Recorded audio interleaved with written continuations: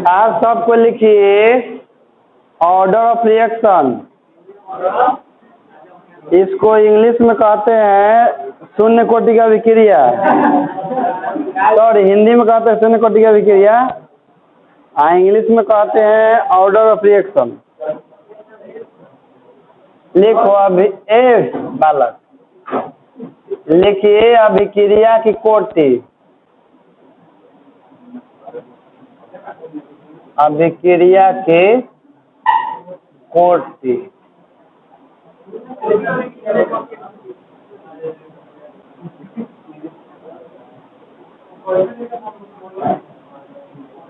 अरे कैसे लिख रहा है? मार्कर से लिख रहा है, दिख रहा था, ये पूछता है कि कैसे लिख रहा है, तो सुन के लिखो।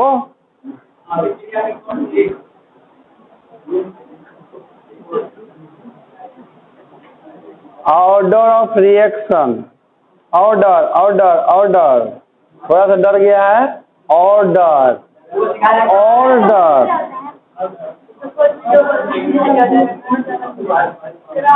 चलो देखो बालक, ऑर्डर माने सॉरी अभिक्रिया की कोटि क्या होता है? जैसे रासायनिक अभिक्रिया में अभिक्रिया के वेग को हम लोग अभिकारक के सांद्रण के पदों के घातों के रूप में लिखते हैं।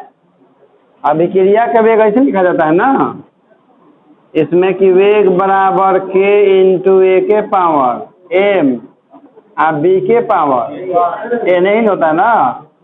तो किसी रासायनिक अभिक्रिया में वेग समीकरण में अभिकारक के सांद्रण के घातों के, अभिकारक के सांद्रण के घातों के योगफल को, घात है न एम और एन के योगफल को उस अभिक्रिया का कोटि कहते हैं। क्या बोले कि किसी रासायनिक अभिक्रिया में प्रयुक्त, किसी रासायनिक अभिक्रिया में, रासायनिक अभिक्रिया के वेग में प्रयुक्त अभिकारक के सांद्रण पदों के घातों के योगफल को अभिक्रिया की कोटि कहते हैं। यानी कि जो घात रहेगा वही घात लिख देंगे जोड़ के रूप में, और वही आपका क्या कहलाएगा। तो लिखिए वेग समीकरण में प्रयुक्त, वेग समीकरण में प्रयुक्त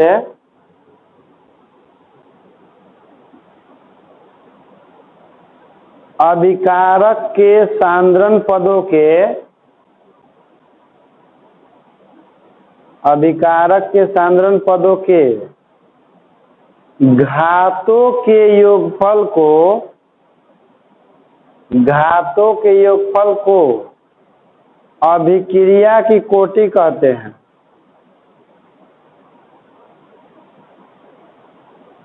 अभिक्रिया की कोटि कहते हैं।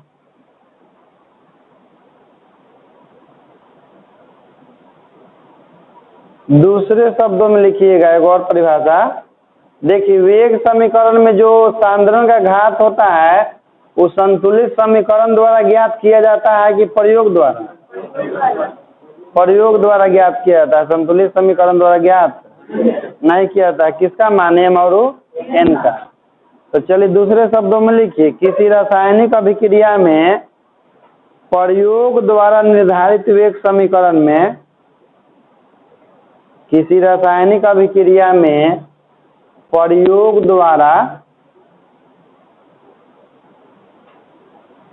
द्वारा निर्धारित वेग समीकरण में, वेग समीकरण में प्रयुक्त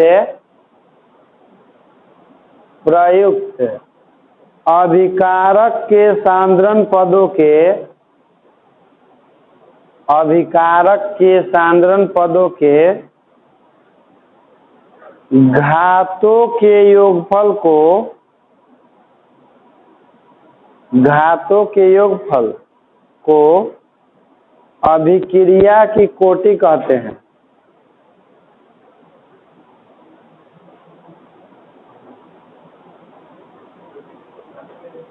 घातों के योगफल को अभिक्रिया की कोटि कहते हैं। जैसे में लिखिएगा एग्जाम्पल नंबर 1,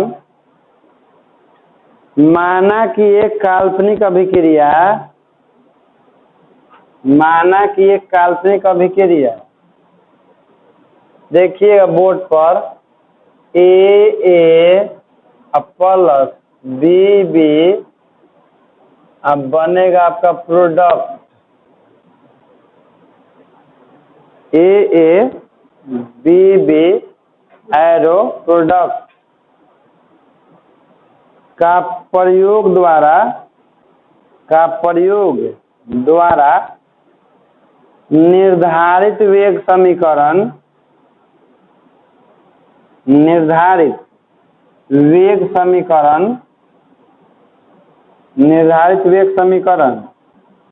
बराबर k इंटू ए के power m b into B के पावर n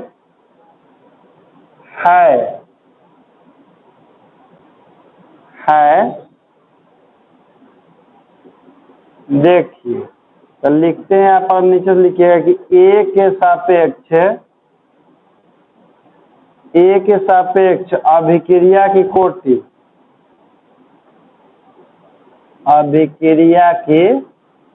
कोटि बराबर m है, और बी के सापेक्ष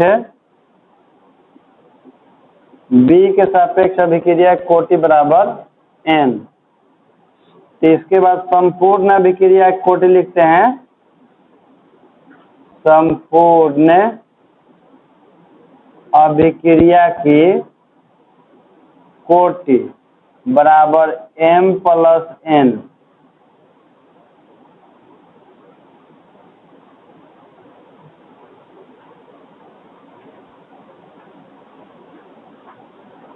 जो सांद्रण का घात होता है वही इसी का योगफल आपका अभिक्रिया कोटि हो जाता है। इसके बाद इधर भी लिखिएगा, और इसका एग्जाम्पल है अभिक्रिया H2 प्लस I2 बनता है आपका 2HI का एग्जाम्पल 2 है, लिखिए का वेग समीकरण बराबर k इंटू H2 I2 है। इसलिए अभिक्रिया की कोटि बराबर 1 प्लस 1 बराबर 2। जैसे देखिए जो वेग समीकरण होता है ना, वो प्रयोग द्वारा ज्ञात किया जाता है। हम लोग को भी लिखना होगा तो उसको प्रयोग द्वारा निर्धारित करना पड़ेगा, उसका विधि होता है निर्धारित करने के लिए वेग समीकरण को। हम लोग यहाँ क्या कर सकते हैं, केवल जो वेग समीकरण दिया हुआ है तो उसके वेग समीकरण में जो सांद्रण का घात है उसका योगफल करके या उसका कोटि, तो इसके घात में कुछ नहीं है तो मतलब एक है इसके भी घात में, तो इस अभिक्रिया के लिए अभिक्रिया कोटि कितना होगा। और भी एग्जाम्पल है, लिख लीजिए बहुत सारा। एग्जाम्पल नंबर 3 एक बाद लिखिए,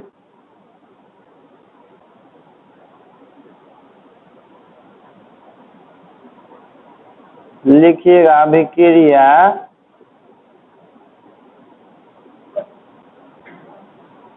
BrO3 माइनस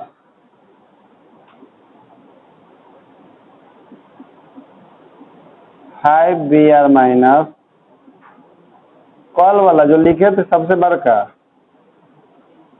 जिसका ऐसे कितना आया था नुक्ता 12 आया था, वही वाला फिर लिख रहे हैं आज।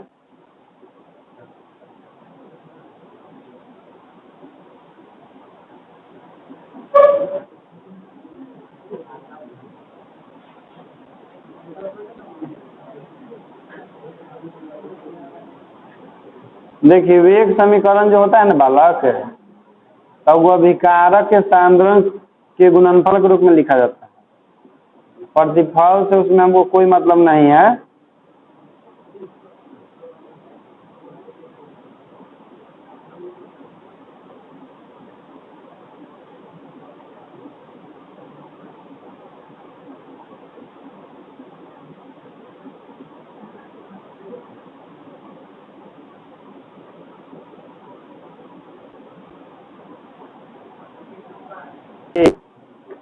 1 + 1 + 2 बराबर, इसके पावर में 1 है, इसका 1 है, यहाँ पर 2 है। वेग समीकरण अपने से मत लिखिएगा, वेग समीकरण सब दिया हुआ रहता है, क्या इसका वेग समीकरण नहीं है, हम लोग के आसान बना कर दिया जाता है। और भी एग्जाम्पल है,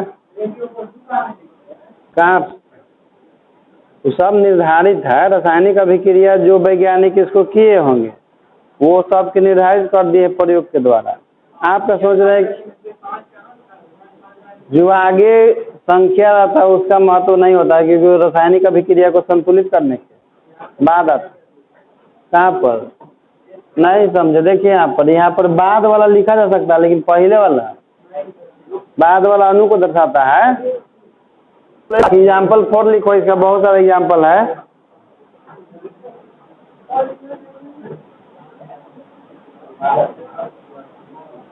देखिए अभिक्रिया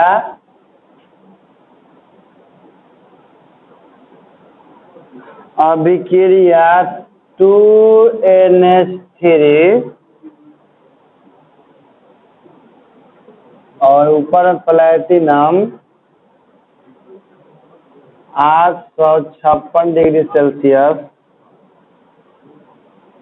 N2 + 3H2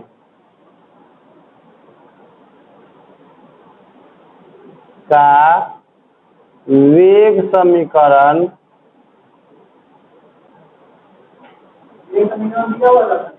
हाँ बता तो वही रहे आपको कि वेग समीकरण क्या रहता है, हमेशा दिया हुआ रहता है, उसको हम लोग के निकालने की आवश्यकता नहीं होता है। वेग समीकरण जैसे वेग समीकरण आप लिखिएगा तो आपको घात को चढ़ेगा, आपको मालूम है जो ए मेन है वो पावर जो है वो आंकड़ा के द्वारा प्राप्त किया जाता है। आंकड़ा कैसे प्राप्त होगा, प्रयोग के द्वारा।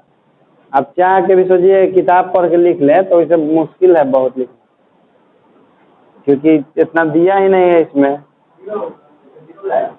हाँ इसका अभिक्रिया कोटि कितना होगा, हाँ लिखिए अभिक्रिया की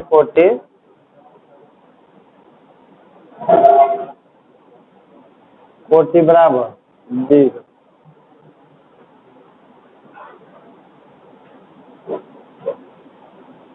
यदि किसी अभिक्रिया का वेग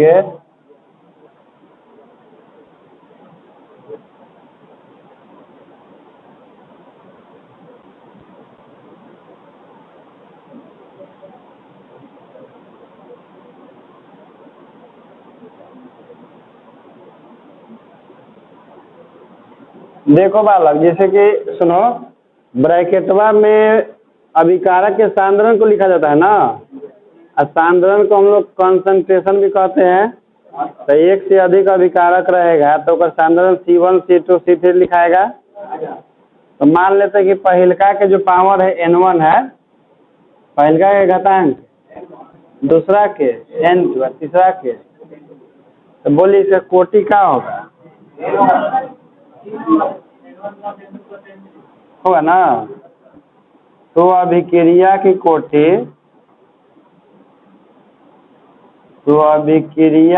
कोटि बराबर N1 + N2 + N3 होगा।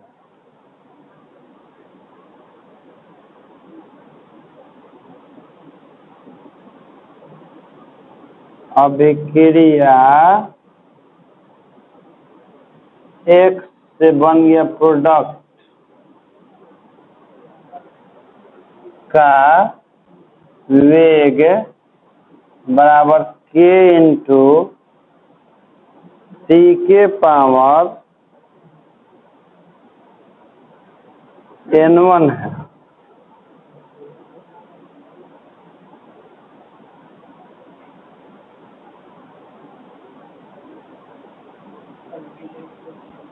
तो अभिक्रिया कोटि क्या होगा, अभिक्रिया की कोटि बराबर N1 होगा केवल। Example number 7,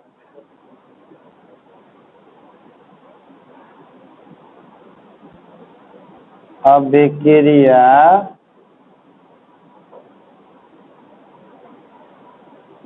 to x plus Y से बन गया आपका प्रोडक्ट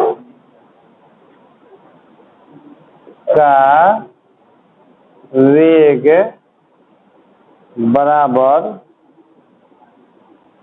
k इंटू सी एक्स के पावर मान लेते हैं कि 2 और सी वाई के पावर 1 हो। तो जैसे कहने का मतलब ई वाला जो है एक्स का सांद्रण है, ई वाला एक बताइए अभिक्रिया कोटि क्या होगा।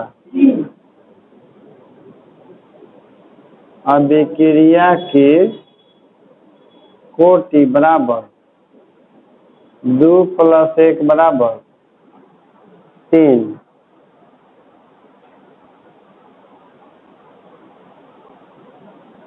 एग्जाम्पल तो इसका कम से कम 8-9 को लिखेंगे सब टाइप के। अभिक्रिया H2 प्लस I2 से बनता है 2HI का वेग समीकरण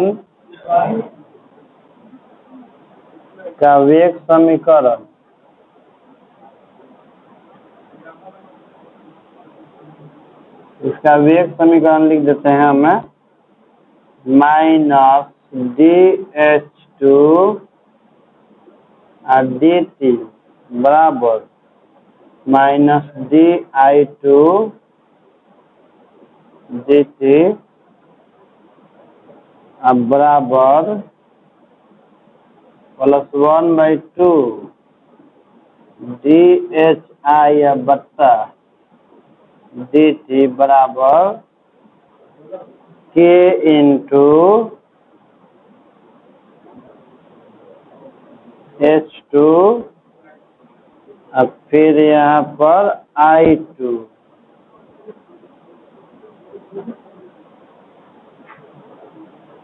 तो इसका अभिक्रिया की कोटि कितना हो जाएगा। अभिक्रिया की कोटि बराबर 1 प्लस 1 बराबर 2। देखिए किसी रासायनिक अभिक्रिया के वेग को इस तरह से भी लिखा जाता है, आर से तो लिखबे करते हैं। रासायनिक अभिक्रिया के वेग को आर से भी लिखा जाता है या अभिकारक के सांद्रण के पदों में परिवर्तन के दर के द्वारा भी लिखा। लेकिन मान कितना होगा तो मानवा तो ही नहीं होगा, सांद्रण के गुणनफल के रूप में। ये आखिरी वेग को रिप्रेजेंट करता है, वेग को रिप्रेजेंट करता है, लेकिन उसका मान किसका होगा K इंटू H2I2 पावर में 1 इसके पावर में 1। तो वेग दूत रूप में लिखने के लिए आपको सिखाया था ना, एक तो डिफरेंशिएशन के रूप में या एक तो सांद्रण के घातों के रूप में लिखने को सिखाया था। तो दोनों से ज्ञात किया जा सकता है। एक और रासायनिक अभिक्रिया लिखते हैं का 9 number example.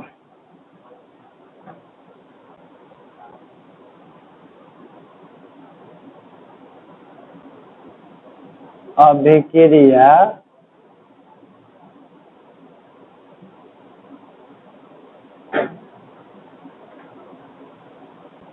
H2 plus Br2 2HBr का वेग समीकरण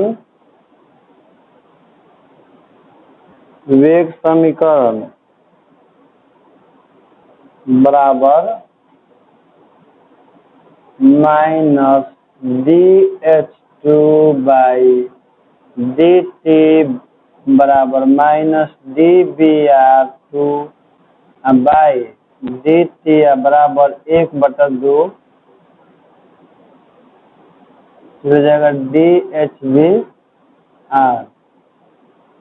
बाई DT बराबर K इंटू H2 Br2 अगर पावर में 1/2। तो अभिक्रिया की कोटि क्या हो जाएगा।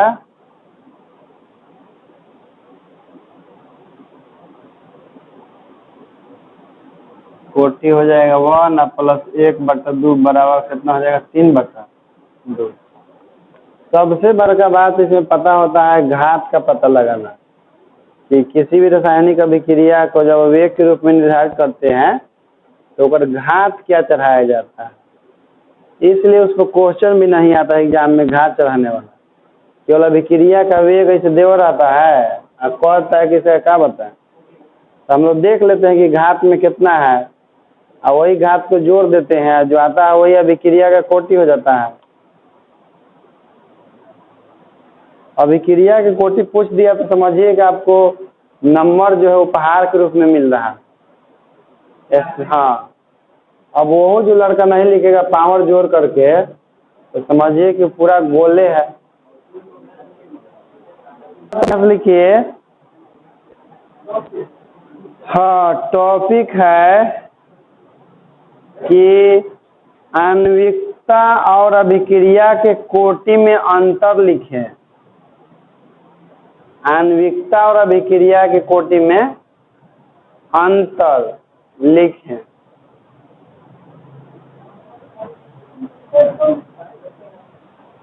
अरे कल वेग स्थिरांक का वेग के बीच लिखाए थे ना। चलिए, एक तरफ लिखिए अनुक्ता और दूसरा तरफ लिखिए अभिक्रिया कोटि। तब 2 गो का नाम मैंने बताए थे।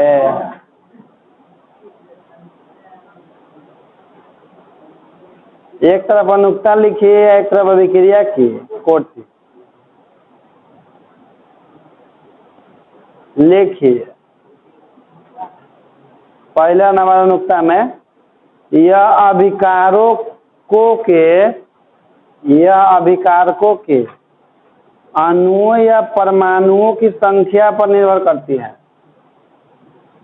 यह अभिकारकों के अणुओं या परमाणुओं की संख्या पर निर्भर करती है।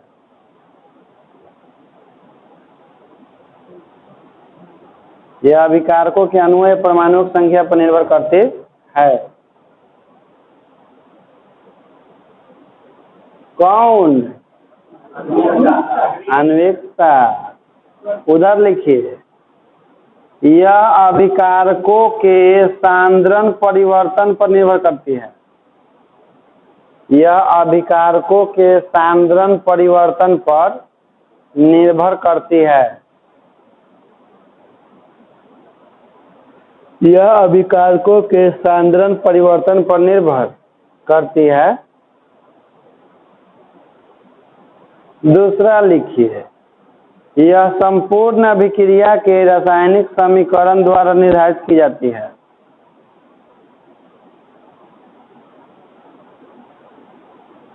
यह संपूर्ण अभिक्रिया के रासायनिक समीकरण द्वारा निर्धारित की जाती है।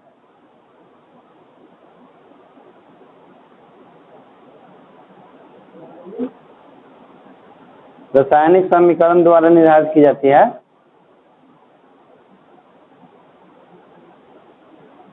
उधर लिखिए, इसे प्रायोगिक आंकड़ों की सहायता से निर्धारित किया जाता है।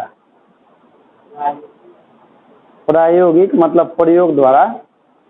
इसे प्रायोगिक आंकड़ों की सहायता से निर्धारित किया जाता है। इसे प्रायोगिक आंकड़ों की सहायता से निर्धारित किया जाता है। कहने का मतलब है कि कोटि को हम लोग प्रयोग द्वारा निकालते हैं। इधर लिखिए, तीसरा में देखिए, कल आणविकता निकाले थे ना, तो कोई के 1 आ रहा था, 2 आ रहा था, 3 आ रहा था, लेकिन 1/2 2/3 इसमें कुछ आ रहा था। आज देखिए कोटि निकाले हैं तो क्या गया, 3/2 आ गया ना। तो हाँ लिखिए, तीसरा, यह हमेशा पूर्णांक, यह हमेशा पूर्णांक ब्रैकेट में लिखिएगा, जैसे 1 2 3 4 डॉट डॉट इत्यादि। यह हमेशा पूर्णांक ब्रैकेट में जैसे 1 2 3 4 डॉट डॉट इत्यादि ब्रैकेट बंद होती है उसमें लिखिए यह पूर्णांक या भिन्नांक, यह पूर्णांक या भिन्नांक, यह पूर्णांक या भिन्नांक, ब्रैकेट में लिखिएगा 1, 2, 1/2, 3/2, ब्रैकेट इत्यादि, उसका ब्रैकेट बंद, इत्यादि ब्रैकेट बंद हो सकता है,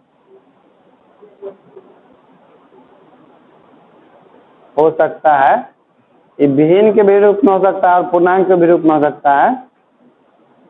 चलिए चौथा लिखिए यह एक सैद्धांतिक मान है, यह एक सैद्धांतिक मान है,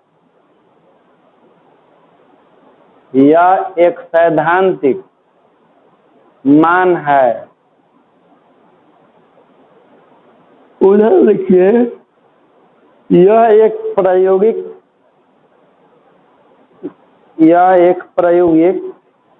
मान है, राशि है, लिखिएगा यह एक प्रायोगिक राशि है जिसका मान नहीं, दूसरा कॉपी में, यह एक प्रायोगिक मान है जिस राशि है जिसका मान प्रायोगिक अवस्था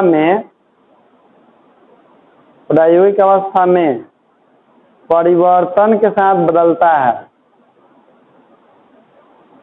प्रायोगिक अवस्था में परिवर्तन के साथ बदलता है।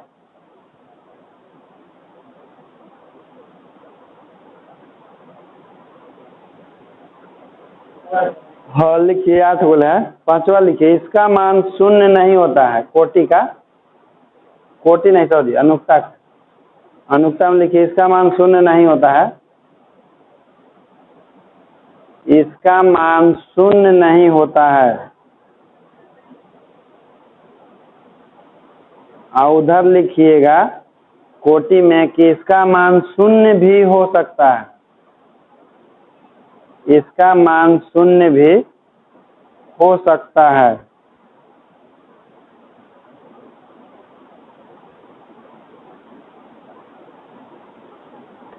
छठा लिखिए अनुक्ता में यह अभिक्रिया के क्रिया विधि के बारे में कुछ नहीं बताता है, यह अभिक्रिया के क्रिया विधि के बारे में कुछ नहीं बताता है, यह अभिक्रिया के क्रिया विधि के बारे में कुछ नहीं बताता है। समझा? अभिक्रिया की क्रिया विधि के बारे में कुछ नहीं बताता है, कुछ नहीं कहता अभिक्रिया के बारे में, चुप रहता है, कुछ बताइए ना करेगा, कितना पूछ लेगा। अगला लिखिए उधर यह अभिक्रिया के क्रिया विधि के बारे में जानकारी देता है,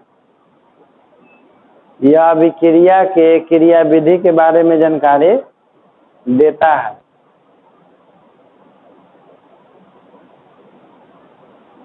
अभिक्रिया के क्रिया विधि के बारे में जानकारी देता है। ठीक है बालक। अगला लिखिए 7वां नंबर यह रासायनिक अभिक्रिया में भाग लेने वाले,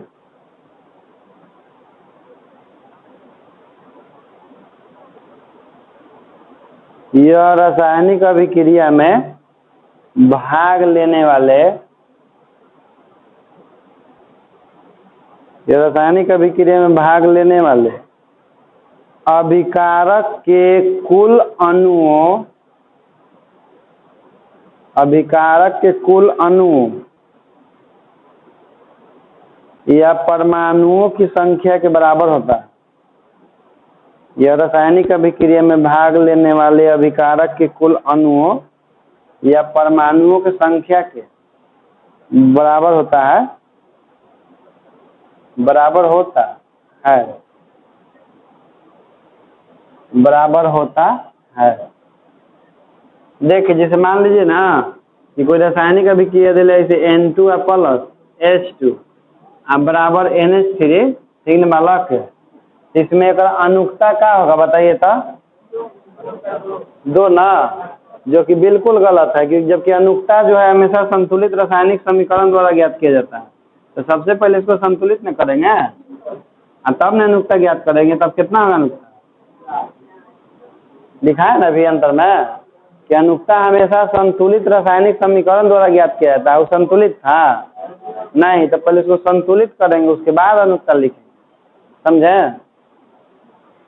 तो अभी क्या लिखा है कि रासायनिक अभिक्रिया में भाग लेने वाले अभिकारक के कुल अनुवायी परमाणु संख्या के बारे में बताता है, बराबर होता है। हाँ, उसमें लिखिए यह अभिक्रिया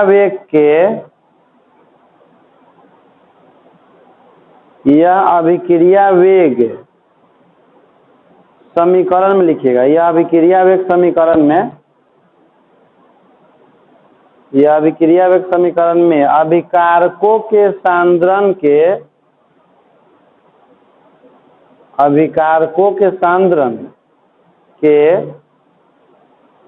पदों के घातांकों के योगफल के बराबर होता है। यह अभिक्रिया वेग समीकरण में अभिकारकों के सांद्रण के पदों के घातांकों के योगफल के बराबर होता है।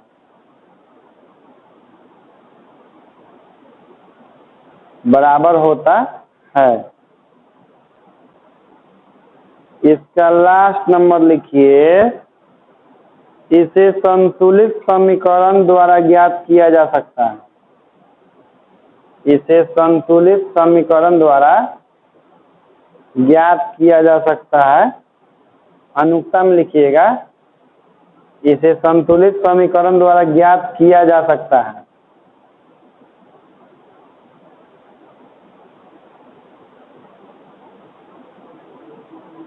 उधर लिखिए, इसे संतुलित समीकरण द्वारा ज्ञात नहीं किया जा सकता।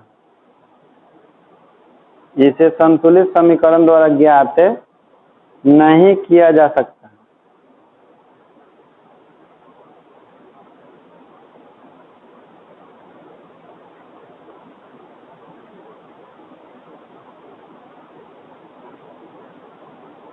नहीं किया जा सकता है। हो गया ना? चलिए देखिए समझिएगा, जैसे इधर अंदर लिख लिए। अब देखो, जैसे कोई भी रासायनिक अभिक्रिया हम लिखते हैं ना, तो कोई भी रासायनिक अभिक्रिया के वेग लिखते हैं, और रासायनिक अभिक्रिया के वेग लिखने के बाद उसका हम लोग कोटि निकालते हैं। तो ऐसी रासायनिक अभिक्रिया जिसका सांद्रण पद का घात 0 होता है, वैसी रासायनिक अभिक्रिया जिसके वेग में सांद्रण पद का घात, उसका कोटि का हो जाएगा। तो वैसी रासायनिक अभिक्रिया कहलाता है 0 कोटि की अभिक्रिया। तो 0 कोटि कह दिया, जिसे मान लीजिए कि हम कह दिए कि ए कोई, देखिए वाला कि ए कोई ऐसी अभिकारक है जिसे प्रोडक्ट का निर्माण हो रहा है, और कह दिए कि ए जो है, ये जो अभिक्रिया वेग होगा, जो अभिक्रिया, तो ए का जो सांद्रण है वो 0 कोटि के है। तो यह मतलब पावर में आपको क्या लिखना पड़ेगा? तो जेकरा बारे में कह दी कि 0 कोटि के है, तो पावर में 1 चढ़ाना है, सॉरी 0 चढ़ाना है। जेकर घातांक 1 होता है उसको प्रथम कोटि कहता है, जेकर घातांक 2 आता है उसको, ठीक ना? तो उस पर न्यूमेरिकल है, तो न्यूमेरिकल लिखिए। तो क्वेश्चन मैक्सिमम यहाँ तक तो 2 कोटि के पढ़ना है, एगो 0 कोटि के, एगो प्रथम कोटि के, द्वितीय कोटि के यहाँ पर नहीं पढ़ना है। हालांकि वो भी पढ़ा जा सकता है, क्योंकि उसका समीकरण निकालना कोई बड़ा मुश्किल बात नहीं होता है। पिछला साल पढ़ाए थे तो उसको द्वितीय कोटि, तृतीय कोटि सब के समीकरण निकलवा दिए थे। लेकिन इस साल तो जान ही रहे समय कम है, तो सिलेबस में जितना है उतने तक ले हम लोग पढ़ेंगे। बड़ा आसान होता है निकालना।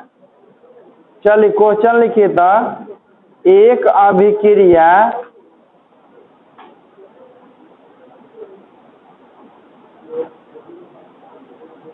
ए के प्रति बड़का लिखेगा, ए के प्रति प्रथम, ए के प्रति प्रथम तथा बी के प्रति द्वितीय कोटि की है।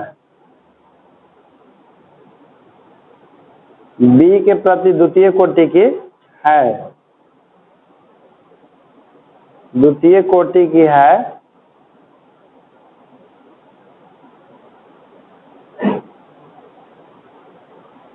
तो ज्ञात है लिख लिए हैं, बी के प्रति द्वितीय कोटि की है। तो 1 नंबर लिखिए, इसके बाद 3 क्वेश्चन है में अवकल वेग समीकरण लिखिए, अवकल वेग समीकरण लिखिए।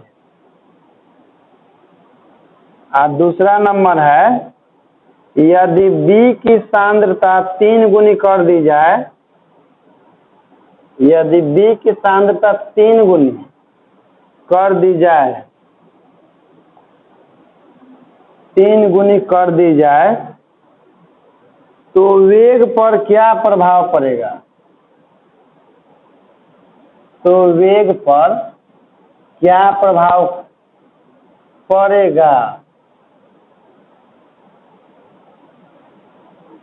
तीसरा क्वेश्चन है ए और बी दोनों की सांद्रता दुगनी करने से, ए और बी दोनों की सांद्रता दुगनी करने से, दुगनी करने से वेग पर क्या प्रभाव पड़ेगा?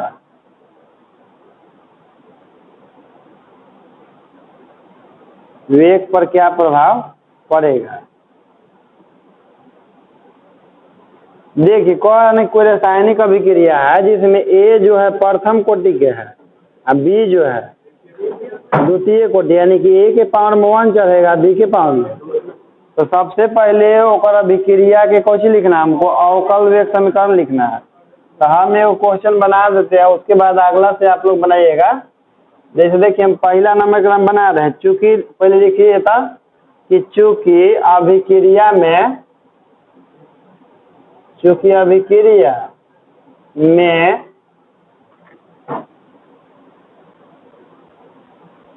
ए प्रथम कोटि की है तथा बी द्वितीय कोटि की है, बी द्वितीय कोटि की है। इसलिए सबसे पहले इसका लिख लेंगे हम लोग वेग समीकरण।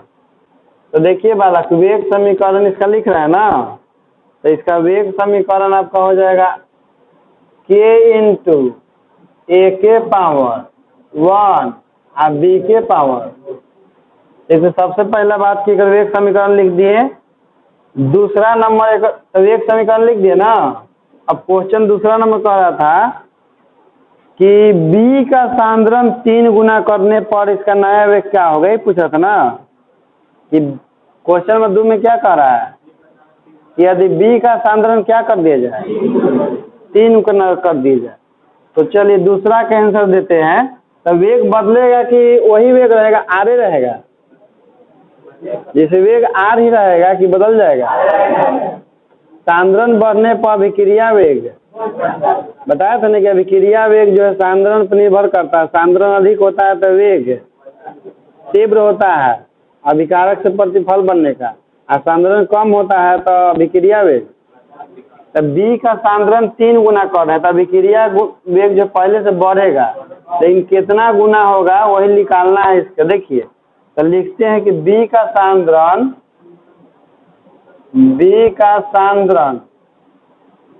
3 गुना करने पर, 3 गुना करने पर नया वेग, कोई लिखे 8 लिखे कि 8 लिखे 8। तो देखिए क्या हो जाएगा, के ए को कोई छेड़छाड़ नहीं करना है, बी में क्या करना है,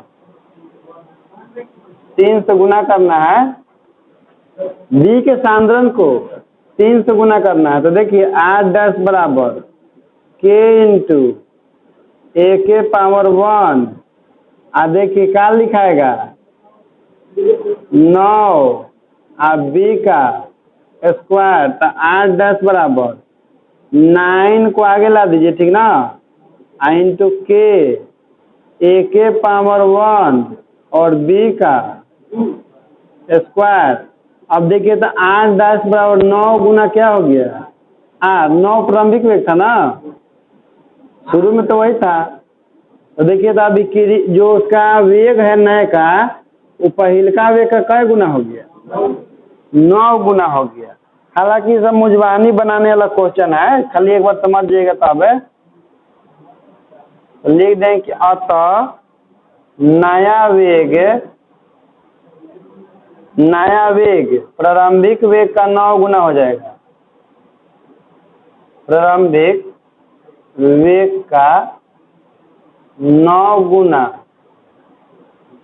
हो जाएगा।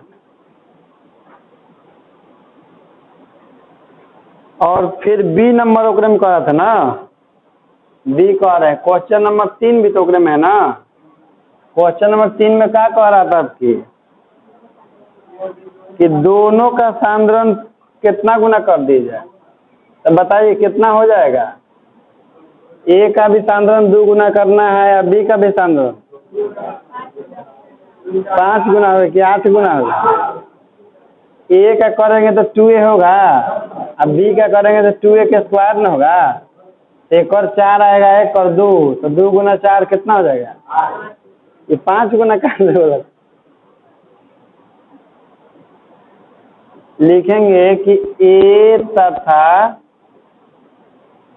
बी का सांद्रण 2 गुना करने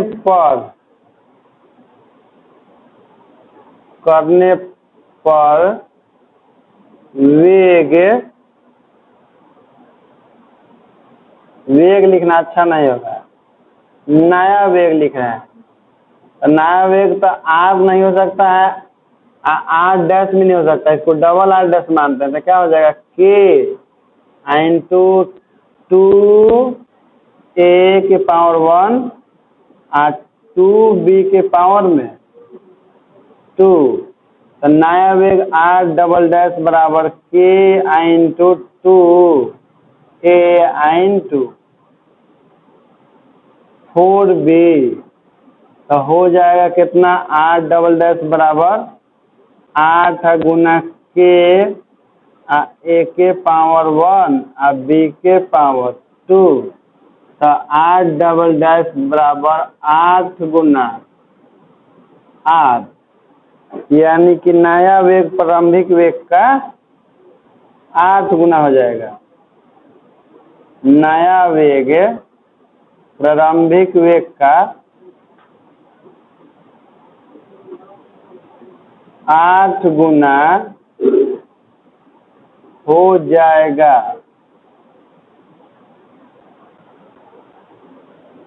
पहला सबसे इसमें अभिक्रिया का वेग लिखा जाता है, जो कोटि का आएगा ओकर घात चढ़ा दीजिए, और दूसरा दोगुना तेगुना जो भी कर ले कहेगा ओकरा कर दीजिए, और उसके बाद लिख दीजिए। क्वेश्चन लिखिए आप लोग, अणु x का y में रूपांतरण, अणु, हाँ क्वेश्चन है, लिखो अणु x का y में रूपांतरण द्वितीय कोटि की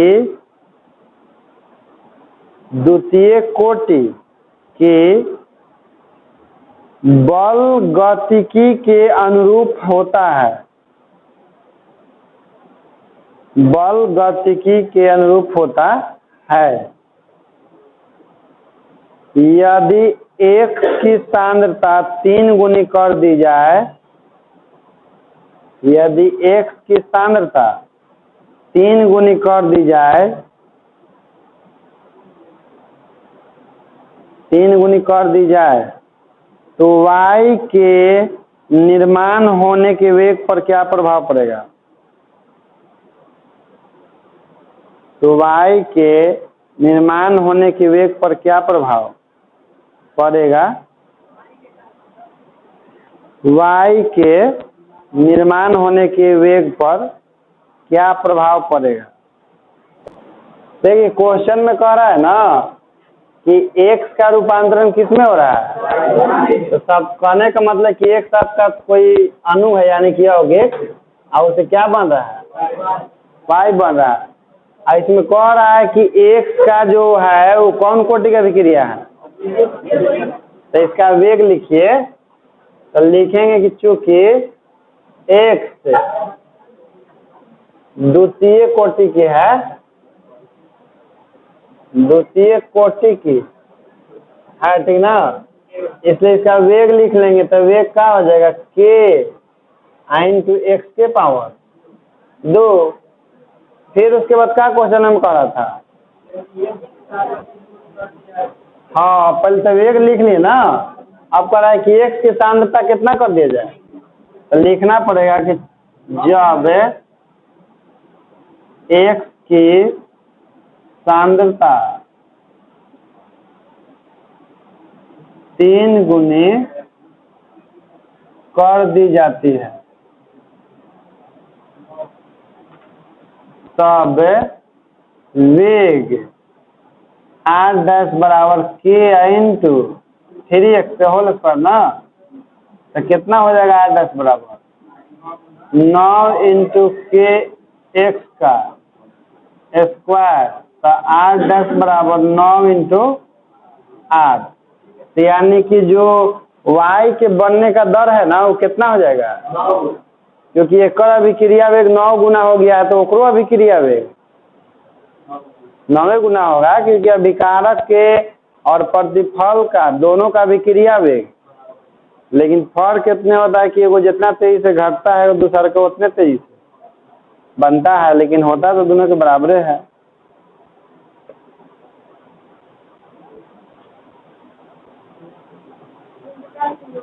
लेकिन अतः y के निर्माण होने का वेग 9 गुना हो जाएगा, अतः y के निर्माण होने का वेग 9 गुना हो जाएगा।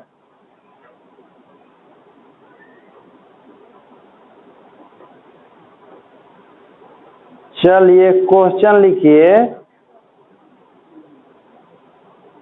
क्वेश्चन है एक अभिक्रिया में A के प्रति प्रथम, एक अभिक्रिया में A के प्रति प्रथम,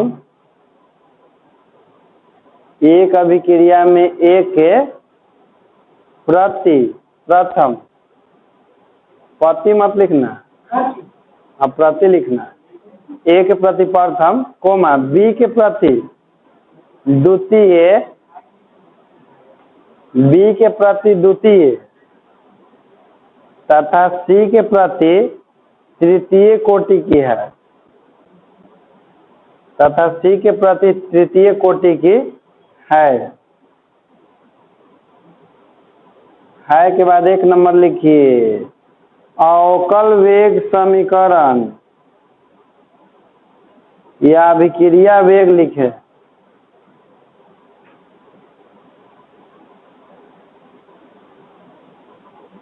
अवकल वेग समीकरण या अभिक्रिया, देखो अवकल वेग समीकरण लिखे लिखाएगा ना, तो ऐसे लिखना सबसे, जैसे डी ए ऐसे लिखते हैं ना, बटा डी टी ऐसे करके आकर घाट डल जाता है। और जब वेग समीकरण लिखे लिखाएगा तो खाली साधारण पदों के गुणनफल के रूप में हम माइनस होता अभिकारक में है। फिर दूसरा लिखिए क्रम में, यदि बी का सांद्रण 2 गुना, क्वेश्चन नंबर 2 इसी में, यदि B का सांद्रण 2 गुना एवं C का सांद्रण 3 गुना कर दिया जाए, यदि B का सांद्रण 2 गुना एवं C का सांद्रण 3 गुना कर दिया जाए, 3 गुना कर दिया जाए, तो अभिक्रिया वेग पर क्या प्रभाव पड़ेगा, तो अभिक्रिया वेग पर क्या प्रभाव पड़ेगा।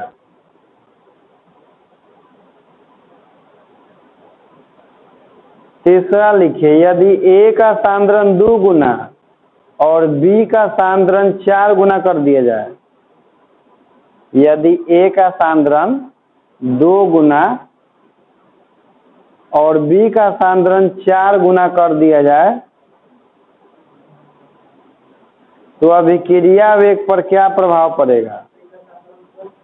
A का सांद्रण 2 गुना और B का सांद्रण 4 गुना कर दिया जाए तो अभिक्रिया वेग पर क्या प्रभाव पड़ेगा? चौथा लिखिए, यदि A का सांद्रण 4 गुना और B का सांद्रण आधा कर दिया जाए। यदि A का सांद्रण 4 गुना और B का सांद्रण आधा यानी कि 1/2 आधा कर दिया जाए तो वेग पर क्या प्रभाव पड़ेगा? तो वेग पर क्या प्रभाव पड़ेगा?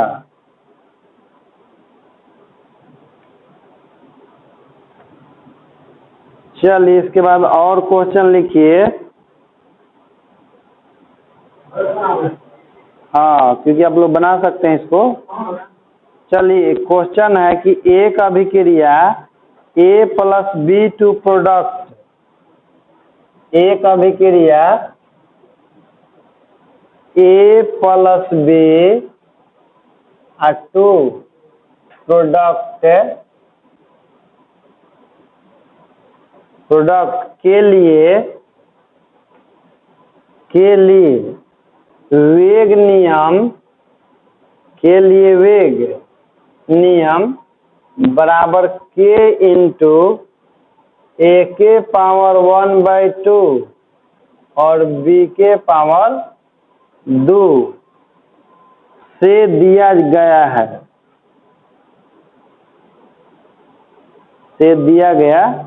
है।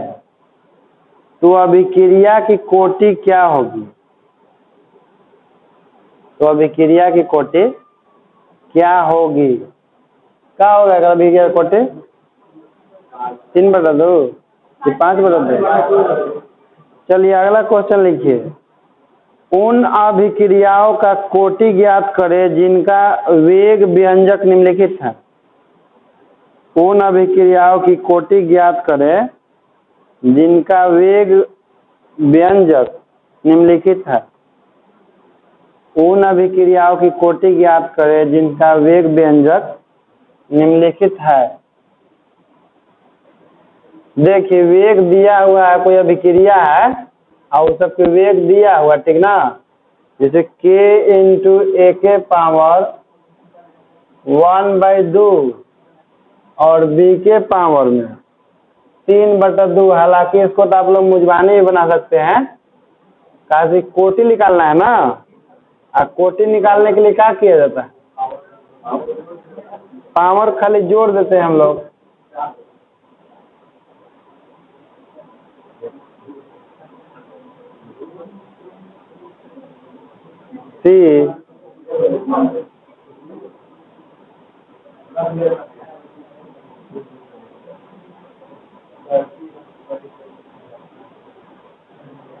यही सब आता है आपका एग्जामुआ में, देख के कहे कि हाँ एक आंसर ही है।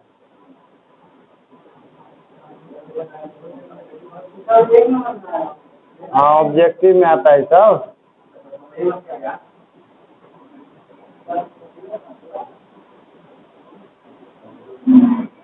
ये सब 1 नंबर क्वेश्चन है। अब 5 को दे दिया तो 5 नंबर, जिसे हम अभी दे रहे हैं।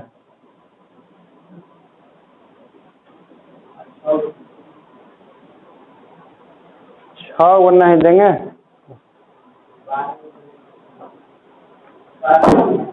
लिखिए सब कोई, समाकलित वेग समीकरण। समाकलित वेग समीकरण।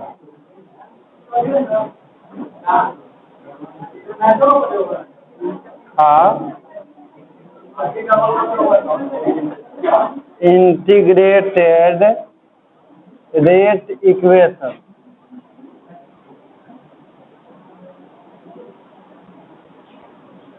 देखिए, समाकलित वेग समीकरण का मतलब होता है कि इसमें समाकलन का प्रयोग करके इसके रासायनिक अभिक्रिया के वेग का समीकरण ज्ञात किया जाता है, लेकिन इंटीग्रेशन के प्रयोग करके ज्ञात किया जाता है। इसी कारण से इसको कहा जाता है समाकलित वेग, क्योंकि रासायनिक अभिक्रिया के वेग निकालने के लिए हम लोग इंटीग्रेशन का इस्तेमाल करते हैं। तो चलिए टॉपिक लिखिए और इसमें डाल दीजिए। किसी रासायनिक अभिक्रिया के सांद्रता, किसी रासायनिक अभिक्रिया के सांद्रता, किसी रासायनिक अभिक्रिया के सांद्रता आधारित, सांद्रता आधारित भिन्न भिन्न वेग समीकरण के, भिन्न भिन्न वेग समीकरण के आधार पर, भिन्न भिन्न वेग समीकरण के आधार पर उसकी तात्क्षणिक वेग, उसकी तात्क्षणिक वेग एवं अभिक्रिया के कोटि का निर्धारण करना कठिन होता है।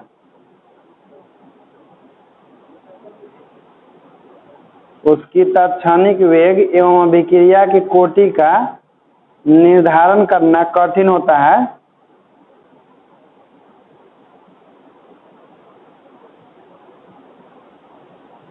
कठिन होता है। अतः अध्ययन के सुविधा के लिए, अतः अध्ययन के सुविधा के लिए किसी अभिक्रिया का समाकलित वेग समीकरण प्राप्त किया जाता है। अतः अध्ययन के सुविधा के लिए किसी अभिक्रिया का समाकलित वेग समीकरण प्राप्त किया जाता है, प्राप्त किया जाता है, जिसे गतिकी अभिक्रिया कहते हैं, जिसे गतिकी अभिक्रिया कहते हैं।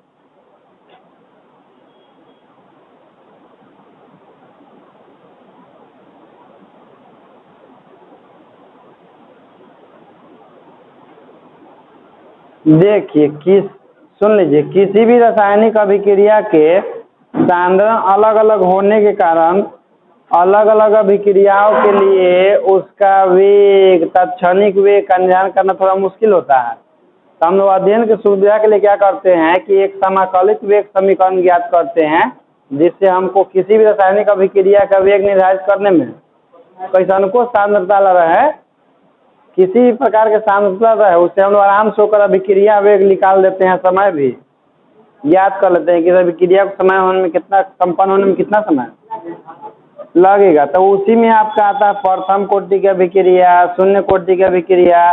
तो सबसे पहले आपका है शून्य कोटि की अभिक्रिया। तो नंबर 1 लिखिए, शून्य कोटि की अभिक्रिया। शून्य कोटि की अभिक्रिया,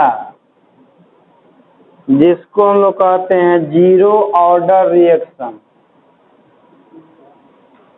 जीरो ऑर्डर रिएक्शन।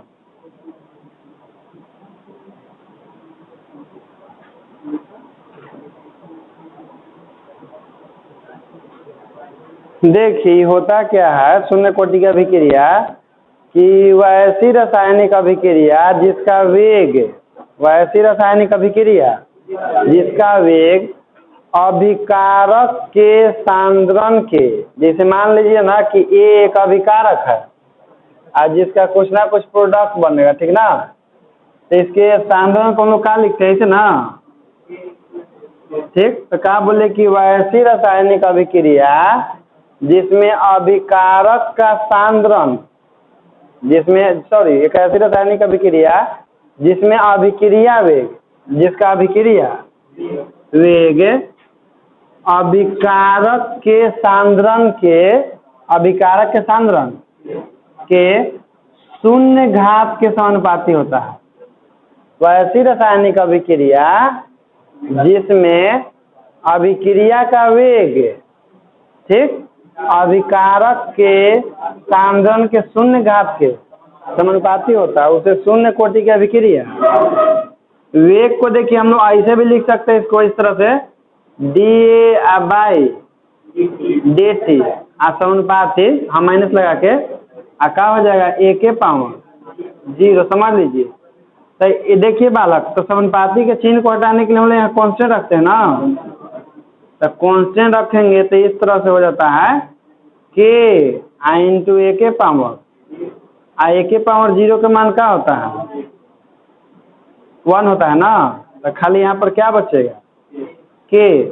तो देखिए, तो जो अभिक्रिया का वेग है यानी कि dA/dt वो k के बराबर है, k कांस्टेंट है ना, तो इसका सांद्रण इसमें है शामिल, इधर जो अभिक्रिया वेग है इसका, तो अभिक्रिया वेग सांद्रण के पदों में लिखा जाता है ना, लेकिन एक अभिक्रिया वेग के फार्मूला में सांद्रण यहाँ पर शामिल है जो नहीं है। तो एक दूसरा परिभाषा इसका होता है कि वह ऐसी रासायनिक अभिक्रिया जिसमें अभिक्रिया का वेग सांद्रण पर निर्भर, क्योंकि एक अभिक्रिया के वेग में सांद्रण है ही नहीं है शामिल, और जो चीज फार्मूला में नहीं शामिल रहता उसको निर्भर नहीं करता, ठीक ना। तो दो परिभाषा होता है, दोनों का मतलब सेम होता है। तो लिखिए, वैसी रासायनिक अभिक्रिया जिसका वेग, वैसी रासायनिक अभिक्रिया जिसका वेग अभिकारक के सांद्रण के,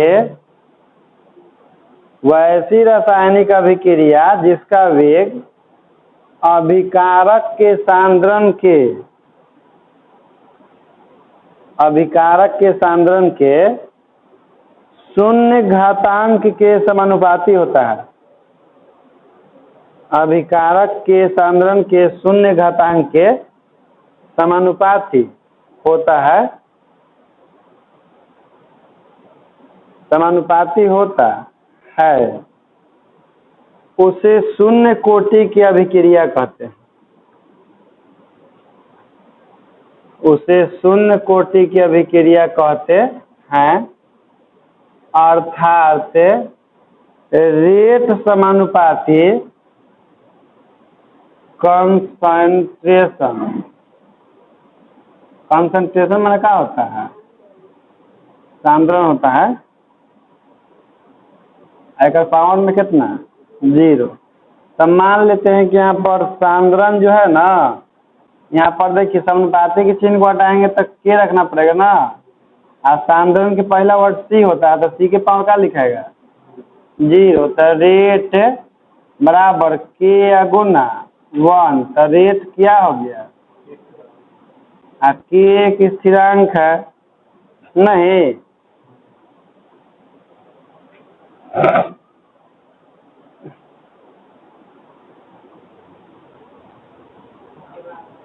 कोई विशेष अभिकारक नहीं लिए हैं ए बी करके, आगे चल के कोई विशेष अभिकारक ले लेंगे ए बी, चाहे अभिकारक को आर से लिखा जाता है जनरली, आर भी आगे ले चल सकते हैं आगे चल के।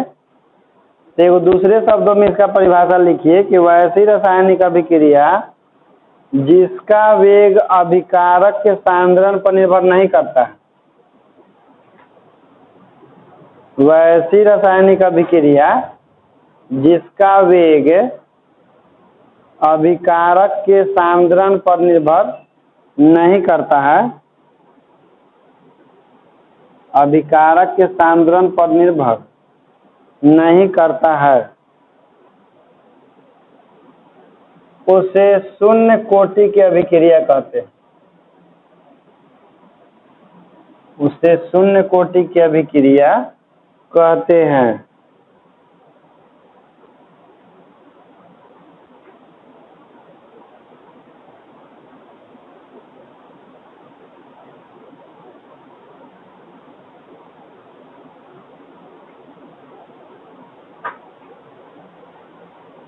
देखिए एग्जाम्पल एक है बहुत सारा, खासकर इसका एग्जाम्पल बड़ा इम्पोर्टेंट होता है। देखिए सब शून्य कोटि की अभिक्रिया जो है ना, वो सब निर्धारित किया गया है प्रयोग करके, CH3 प्लस Br2, यहाँ पर H प्लस अब प्लस CH3 नहीं अधूरा है, एकरा मत लिखिए, ये अधूरे है, एकरा लिखिए आप लोग। लिखिए HCl के संतृप्त जल के ऊपर, एग्जाम्पल है, लिखिए HCl के संतृप्त जल के ऊपर, HCl के संतृप्त जल के ऊपर H2 तथा Cl2 का प्रकाशीय संयोग शून्य कोटि की अभिक्रिया है।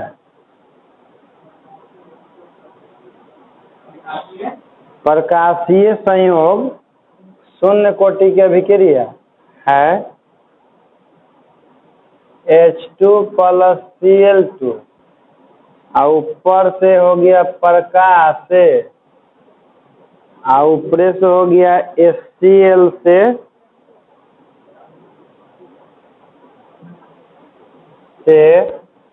संतृप्त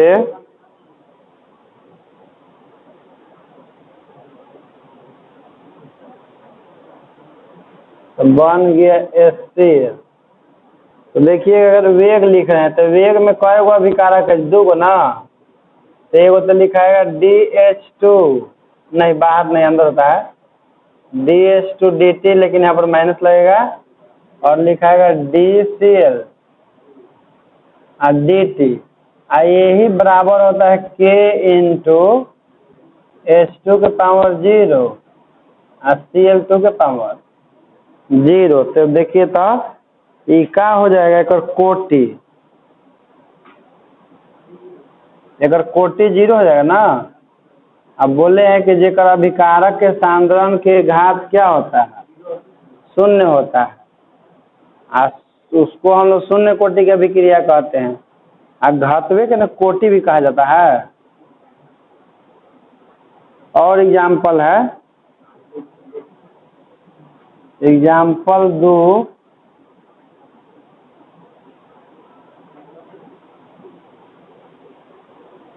हमेशा अभिकारक को लिखा जाता है, प्रतिफल को कभी भी नहीं लिखा जाता अभिक्रिया वेग में।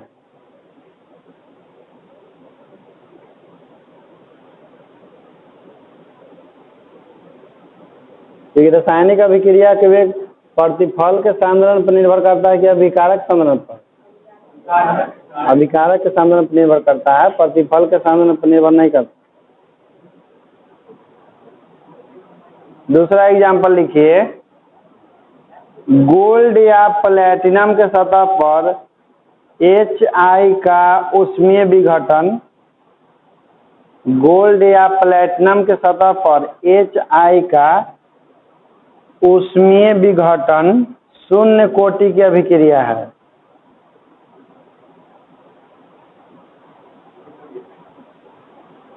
शून्य कोटि की अभिक्रिया है।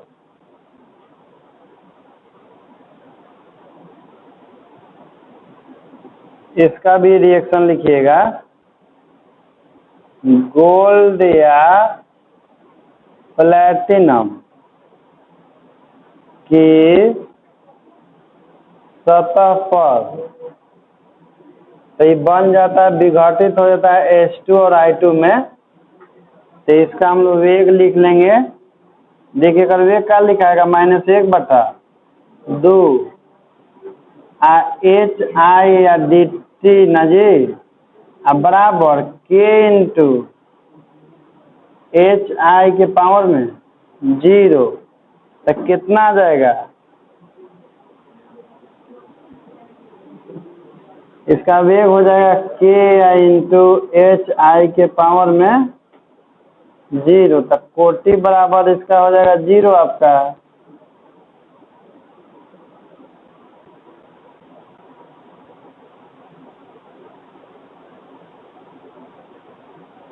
इसका एग्जाम्पल पूछता है, अभिक्रिया दे देता है, पूछ देता है कि यह किस प्रकार की अभिक्रिया है, शून्य कोटि के है, प्रथम कोटि के है, द्वितीय कोटि के है, किस प्रकार के है, तो इसलिए चित्र बना के नहीं पूछता है, केवल अभिक्रिया दिया रहता है इस तरह से।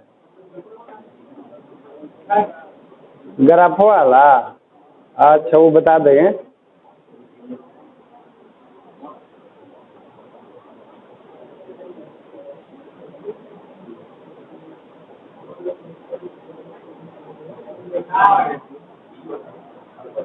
चलिए तो अब एग्जाम्पल अगला लिखिए।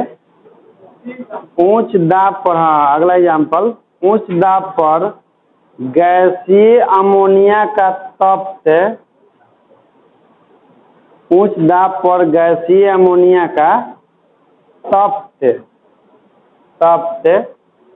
पीटी या एयू, पीटी या एयू की सतह पर वियोजन, पीटी या एयू का सतह पर वियोजन शून्य कोटि की अभिक्रिया है, शून्य कोटि की अभिक्रिया है। देखिए एग्जाम्पल लिखिएगा 2NH3 तप्त माने कि दम लाल, ठीक न बालक, तप्त एयू या पीटी की सतह, पीटी की सतह पर ये वियोजित होकर के बन जाता है हाइड्रोजन और प्लस नाइट्रोजन बन जाता है।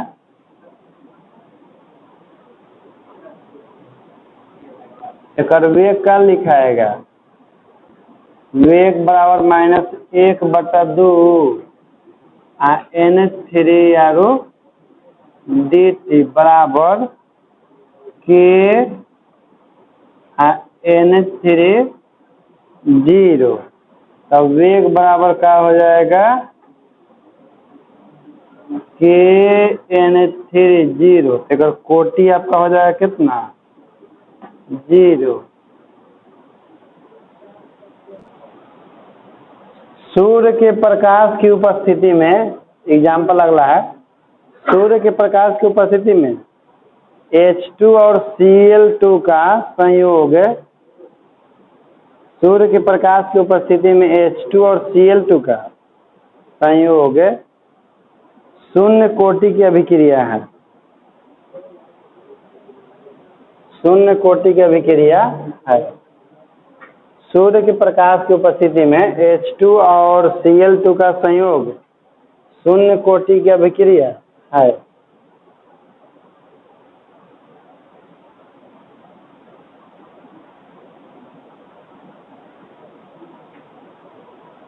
शून्य कोटि की अभिक्रिया है।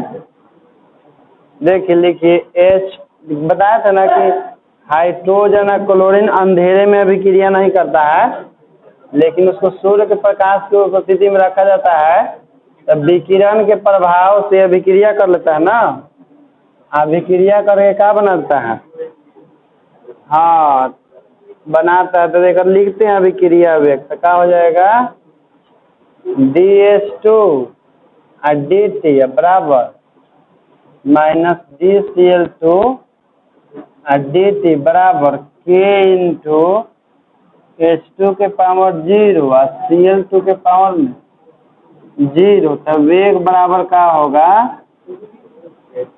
K इंटू H2 के पावर 0 और Cl2 के पावर में 0। तो अगर कोटि का हो जाएगा, 0 हो जाएगा। तो यह भी आपका शून्य कोटि का अभिक्रिया हो गया। शून्य कोटि का अभिक्रिया का एग्जाम में परिभाषा पूछता है,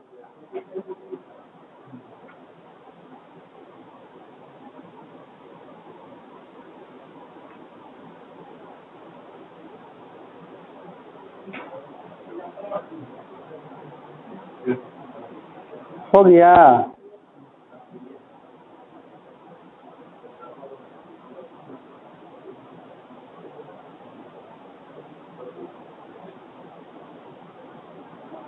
लिख लिए हैं, तो चलिए देखिए, तो अब क्या करना हम लोग के कि शून्य कोटि के अभिक्रिया के लिए व्यंजक प्राप्त करना है। कैसा व्यंजक? तो समाकलित वेग समीकरण, क्योंकि हम लोग समाकलित वेग समीकरण पढ़ने जा रहे हैं। तो टॉपिक लिखिए, शून्य कोटि की अभिक्रिया के लिए वेग समीकरण का व्यंजक। शून्य कोटि की अभिक्रिया के लिए वेग समीकरण, वेग समीकरण, वेग समीकरण ही केवल लिखिएगा। शून्य कोटि की अभिक्रिया के लिए वेग समीकरण नहीं, उसका मतलब वही होता है व्यंजक के। हमको शून्य कोटि की अभिक्रिया के लिए वेग समीकरण निकालना है। तो लिखिए था, हाँ, दे देकर एक काल्पनिक शून्य कोटि की अभिक्रिया, एक काल्पनिक शून्य कोटि की अभिक्रिया, एक काल्पनिक शून्य कोटि की अभिक्रिया R2P लेते हैं, R2P लेते हैं, R2P लेते हैं। देखिए R2P लिए ना, तो बताइए तो इसका अभिक्रिया वेग काल हो क्या होगा बताइए तो। रुक जाइए, माइनस अभिक्रिया वेग इसका होगा बराबर में माइनस dr/, खाली इतना लिखना है, ठीक ना। अभी बराबर में कुछ नहीं लिखना है। अब लिखना है कि परिभाषा से, परिभाषा से मतलब केकर परिभाषा से? तो शून्य कोटि की अभिक्रिया की परिभाषा, ठीक ना। परिभाषा से क्या कहा गया है कि जो अभिकारक का अभिक्रिया का जो वेग होता है वो अभिकारक के सांद्रण के शून्य घात के, अभिक्रिया का वेग सही है। अब परिभाषा से ही जो अभिक्रिया का वेग होगा ये अभिकारक के सांद्रण, तो अभिकारक आ रहा है ना, अभिकारक के सांद्रण के शून्य घात के, यही ना कहा गया था। अभिक्रिया का वेग अभिकारक के सांद्रण के शून्य घातांक के समानुपाती होता है। तो देखिए तो यहाँ क्या रखना पड़ेगा,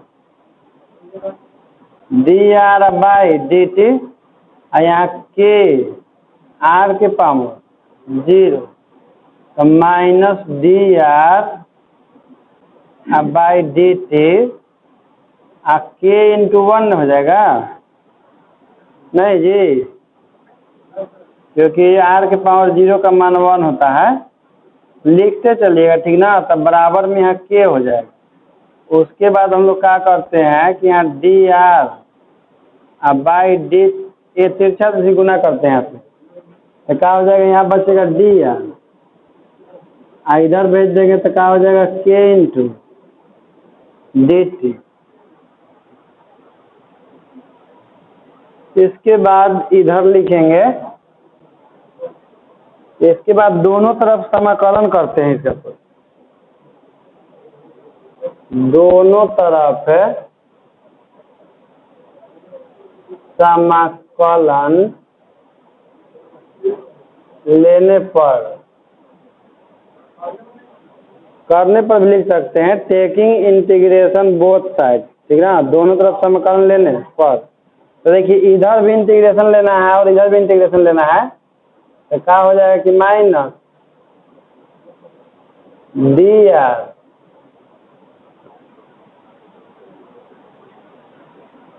इधर हो जाएगा k dt। थोड़ा यहाँ पर देखिएगा, जैसे आप लोग जानते हैं ना इंटीग्रेशन में, इंटीग्रेशन ऑफ dx बराबर क्या होता है। तो देखिए इंटीग्रेशन ऑफ dr बराबर क्या होगा, माइनस के पहले बाहर देखिए, पहले माइनस के बाहर निकाल देते हैं, तो यहाँ पर dr हो जाएगा, और यहाँ कौन बाहर निकलेगा, यहाँ dt हो जाएगा। एक और मानवा देखिए क्या होगा, माइनस r हो जाएगा, एक और हो जाएगा k इंटू, आप p डिफरेंट इंटीग्रेशन है कि इनडिफरेंट है, बिना लिमिट वाला इनडिफरेंट होता है, तो इसमें नियतांक रखा जाता है प्लस t। अरे dt के dt लिख दिए हैं, dt कल t होगा, यहाँ उसमें क्या रख देंगे t, हाँ तो kt प्लस t हो जाएगा। जहाँ C एक समाकलन नियतांक है, जहाँ C एक समाकलन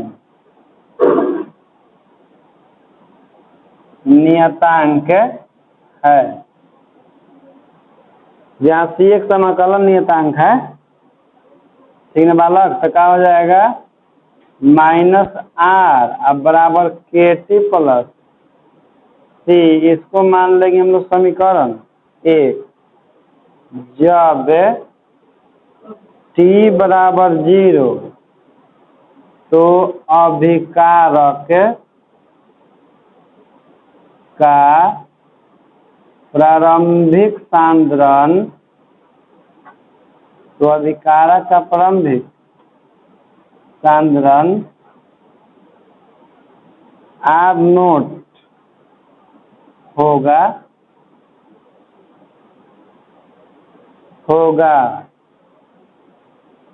अर्थात r बराबर r0।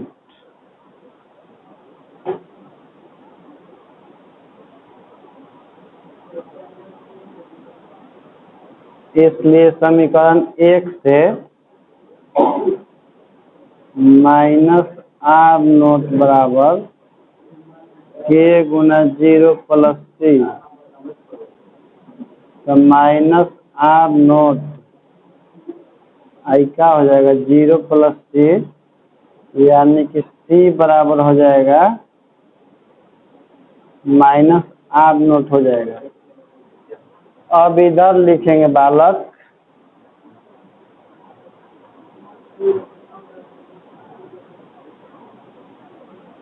इसके बाद C का मान समीकरण 1 में रखने पर, समीकरण 1 में रख देंगे तो क्या हो जाएगा -r अब बराबर k t अब प्लस माइनस r0, तो इधर आएगा तो प्लस में हो जाएगा, तो हो जाएगा r0 अब माइनस r अब बराबर k t, तो क्या हो जाएगा इससे t बराबर हो जाएगा r0 माइनस r बटा में k, या यह भी हो सकता है कि k बराबर r0 माइनस r बटा में t भी हो सकता है।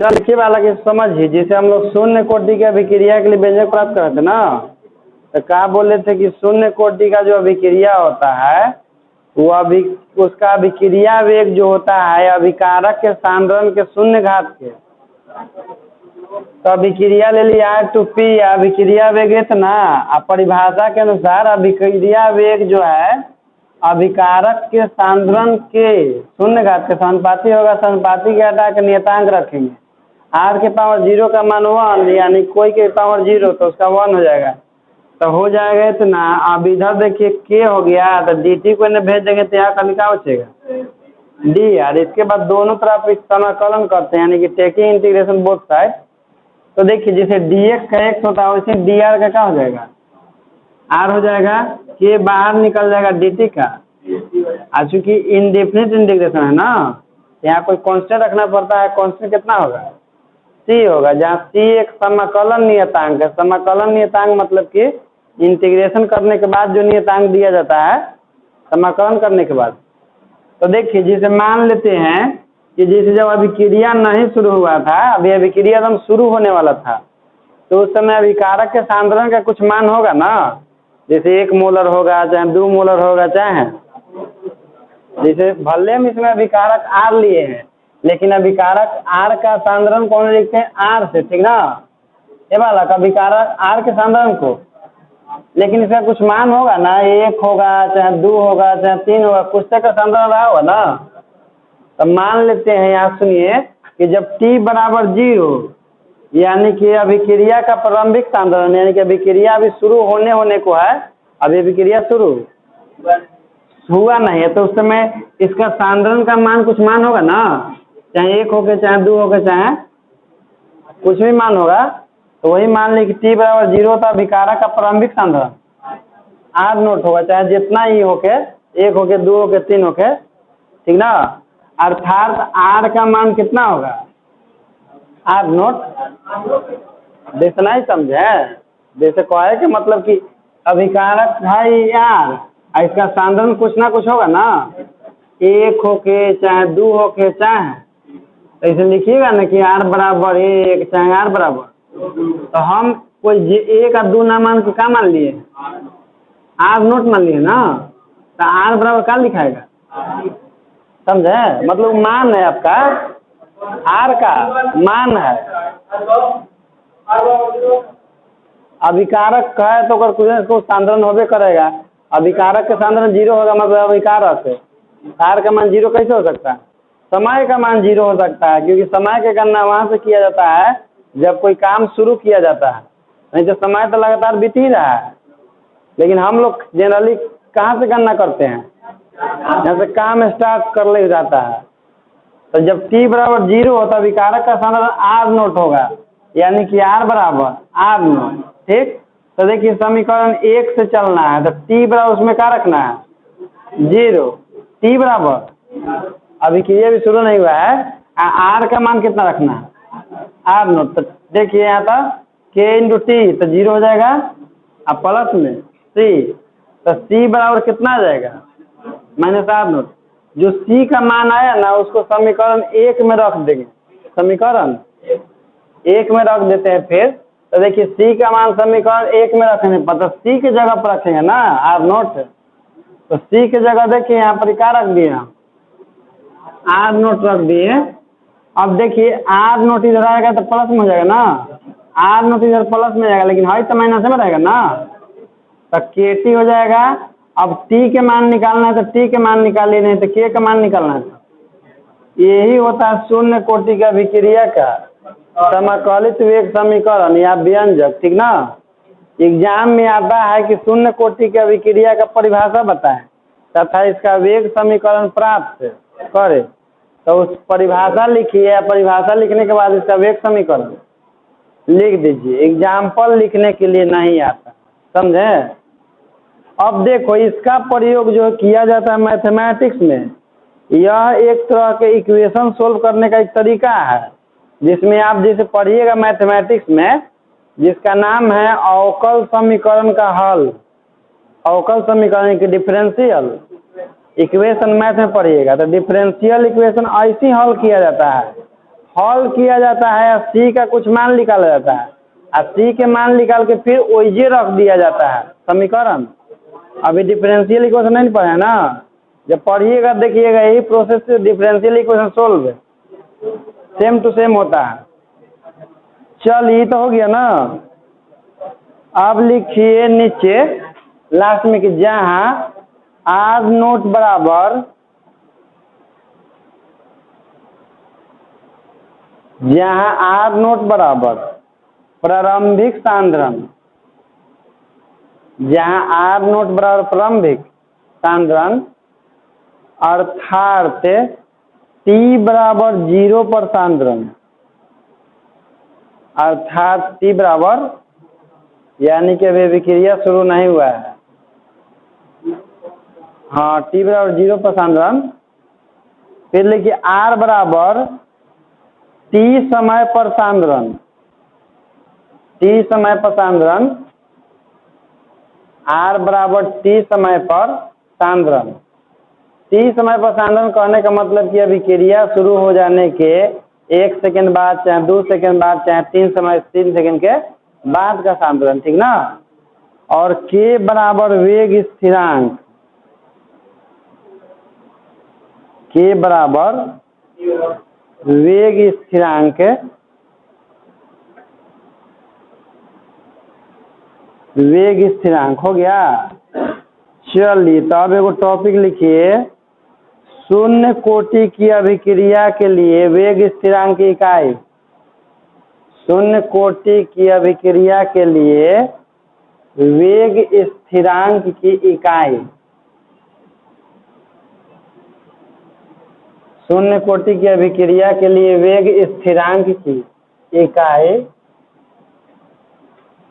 देख इसमें के जो आपका वेग स्थिरांक है ना, ये अलग अलग अभिक्रिया के लिए इसका इकाई अलग अलग होता है। कहने का मतलब कि इसका मात्रक, जैसे शून्य कोटि की अभिक्रिया के लिए वेग स्थिरांक का मात्रक कुछ और होता है, प्रथम कोटि की अभिक्रिया के लिए वेग स्थिरांक का मात्रक कुछ और होता है।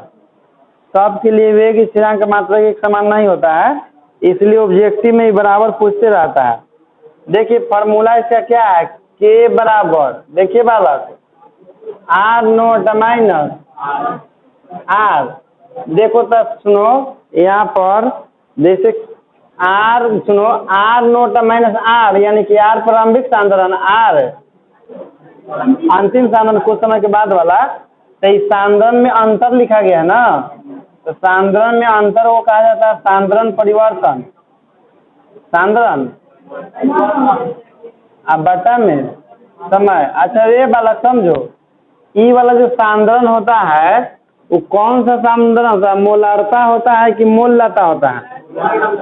मोलारता होता है। अमोलारता का मात्रा क्या होता है, मोल प्रति लीटर होता है, या उसी को मोलर भी कहा जाता है। मोल प्रति लीटर या मोलर। तो देखो रख रहे हैं इसका, हमको मात्रक निकालना है ना। तो देखिए एक और दो गुने मात्रक होता है सांद्रण का, क्योंकि कौन सा सांद्रण है, मोलारता ना। अब मोलारता के होता है देखिए मोल प्रति लीटर, अब बटा में सेकेंड, तो क्या हो जाएगा, मोल लीटर इन पर सेकेंड। देखिए इसका एक वाव हो सकता है, जैसे के बराबर मोलर भी तो होता है ना, मोलर, अब बटा में तो वाव इसका इकाई हो जाएगा कौन चीज,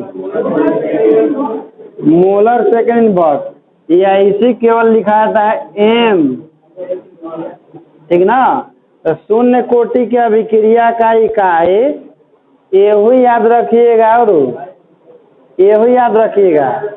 अब एग्जाम में कौन सा पूछेगा ये हमको भी मालूम नहीं है, इसलिए दोनों लिखा दिए, लिख लीजिए। अगला टॉपिक लिखिए, शून्य कोटि की अभिक्रिया की विशेषताएं।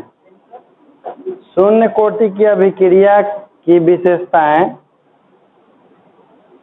शून्य कोटि की अभिक्रिया की विशेषताएं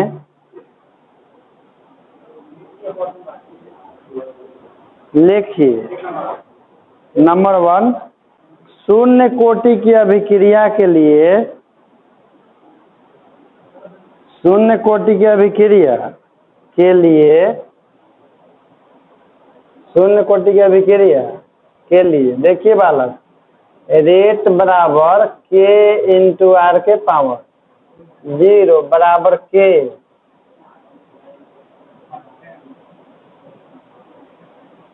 शून्य कोटि की अभिक्रिया के लिए रेट बराबर के इंटू आर के पावर 0 बराबर के, यानी कि कांस्टेंट। कांस्टेंट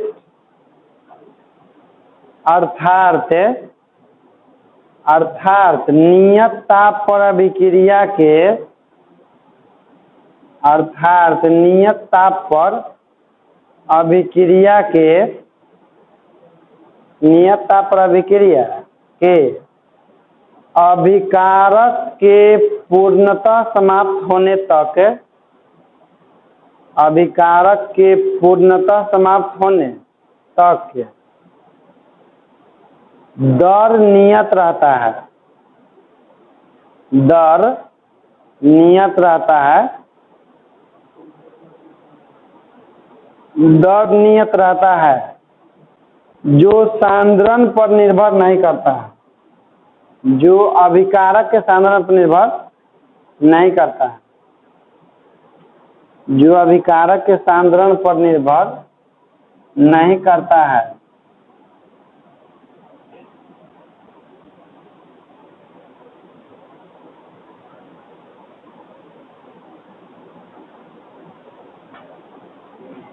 दूसरा लिखिए इसका विशेषता, शून्य कोटि की अभिक्रिया के लिए, शून्य कोटि की अभिक्रिया के लिए R बराबर -KT प्लस R नोट होता है। शून्य कोटि की अभिक्रिया के लिए R बराबर -KT प्लस R नोट होता है, जो एक सरल रेखा के समीकरण, जो एक सरल रेखा के समीकरण y बराबर mx प्लस c के समान है, y बराबर mx प्लस c के समान है, जिसके अनुसार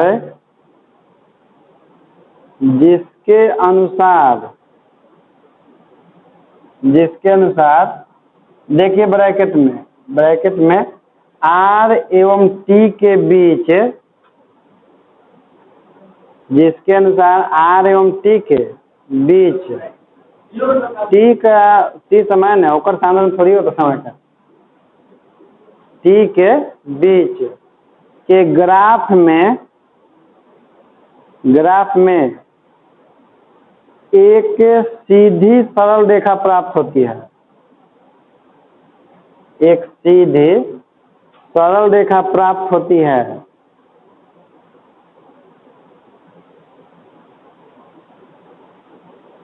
एक सीधी सरल रेखा प्राप्त होती है, जिसकी ढाल -K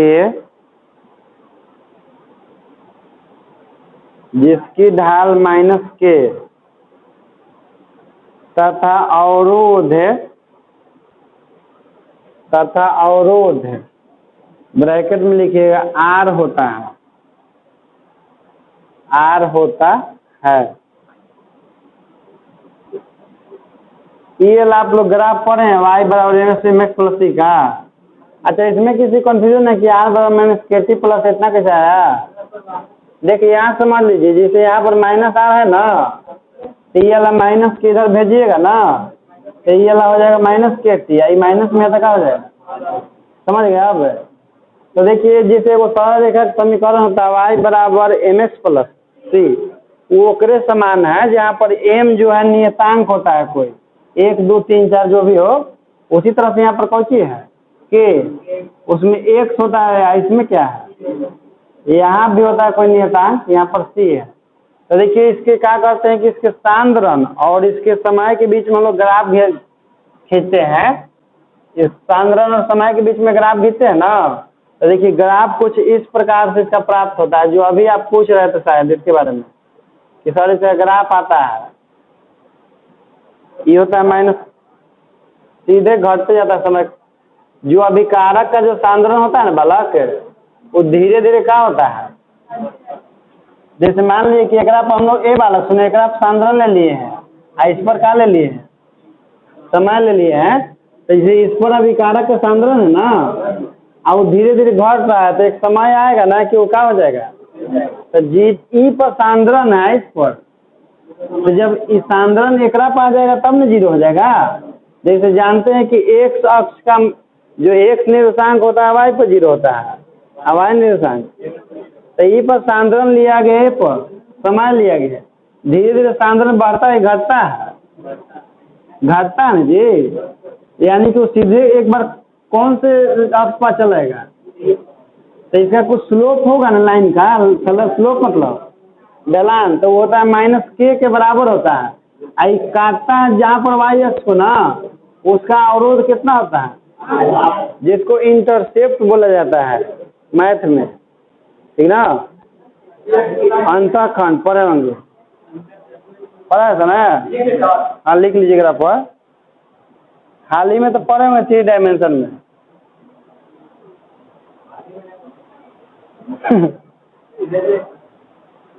अच्छा ठीक है, लिखो।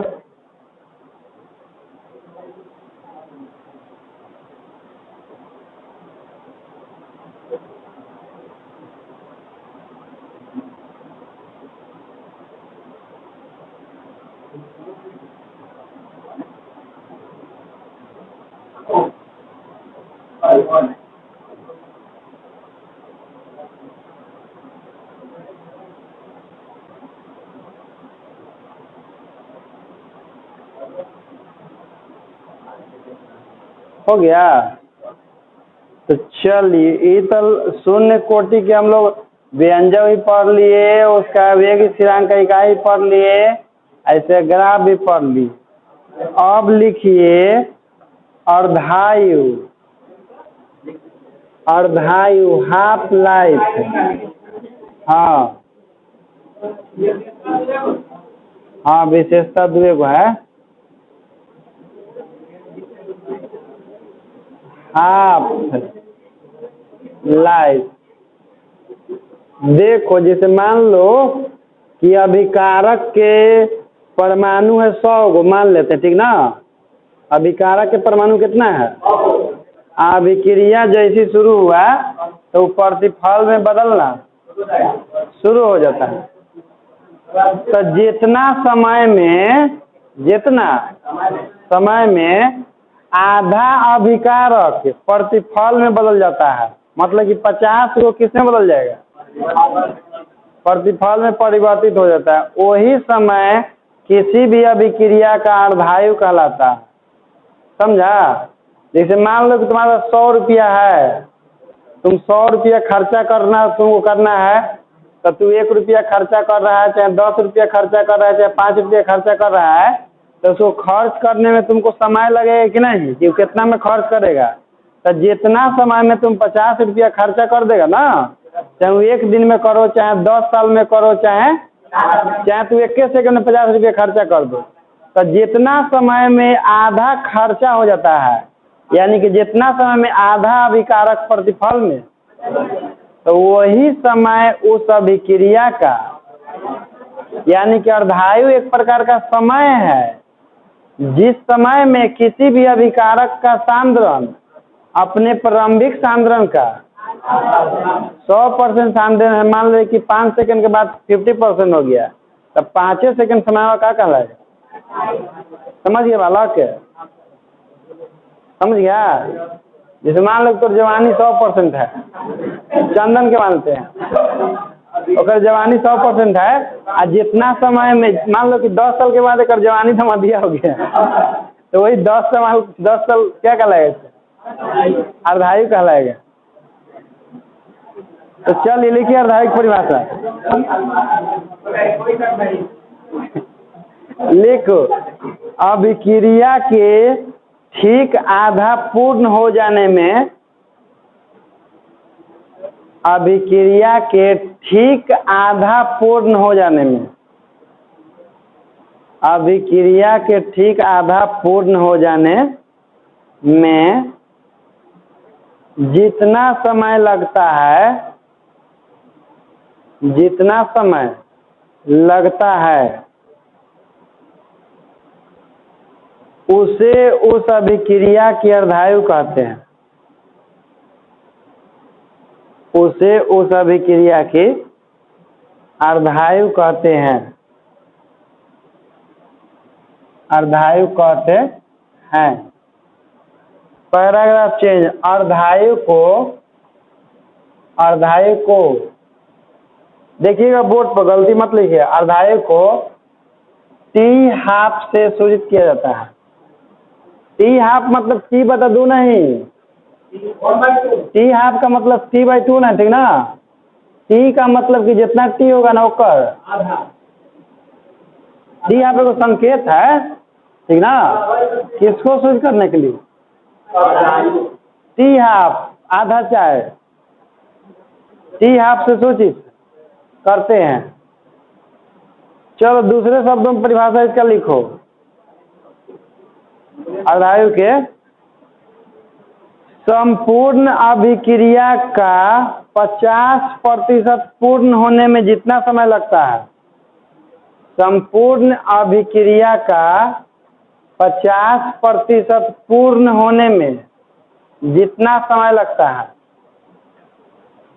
संपूर्ण अभिक्रिया का 50% पूर्ण होने में जितना समय लगता है, जितना समय लगता है उसे उस अभिक्रिया की अर्धायु कहते हैं।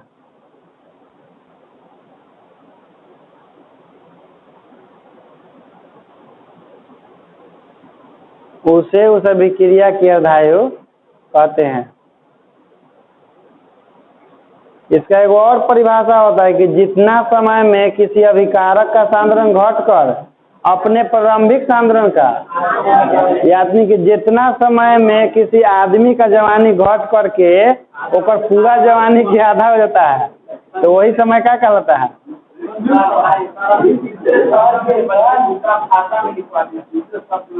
दूसरे शब्दों में लिखो, दूसरा भाषा में लिखा दें। लिखो लिखो अभिक्रिया प्रारंभ होने पर, अभिक्रिया प्रारंभ होने पर, तीसरे शब्दों में अभिक्रिया प्रारंभ होने पर जितने समय में किसी अभिकारक का सांद्रण घटकर, अभिक्रिया प्रारंभ होने पर जितने समय में किसी अभिकारक का सांद्रण घटकर, किसी अभिकारक का सांद्रण घटकर अपने प्रारंभिक सांद्रण का आधा हो जाता है। अभिकारक का सांद्रण घटकर अपने प्रारंभिक सांद्रण का आधा हो जाता है, आधा हो जाता है, तो उसी समय को उस अभिक्रिया का अर्धायु कहते हैं।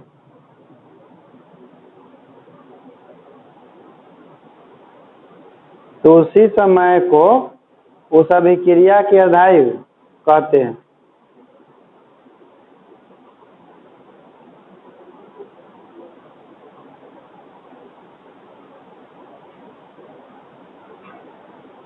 चलिए, ये तो हो गया जी, जनरल परिभाषा हो गया सबके लिए। अब लिखिए टॉपिक शून्य कोटि का अर्धायु। शून्य कोटि का अर्धायु।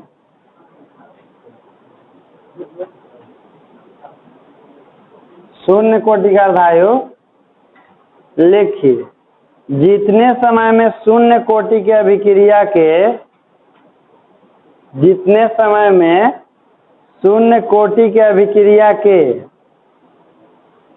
जितने समय में शून्य कोटि के अभिक्रिया के अभिकारक का सांद्रण घटकर, अभिकारक का सांद्रण घटकर उसके प्रारंभिक सांद्रण का आधा हो जाता है,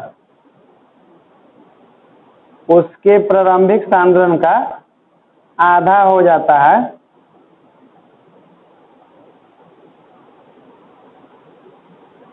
उसी समय को शून्य कोटि का अर्धायु कहते हैं। उसी समय को शून्य कोटि का अर्धायु कहते हैं।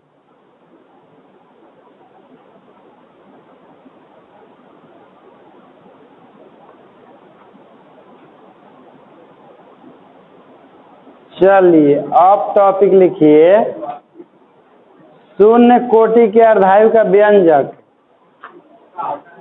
शून्य कोटि के अर्धायु का व्यंजक।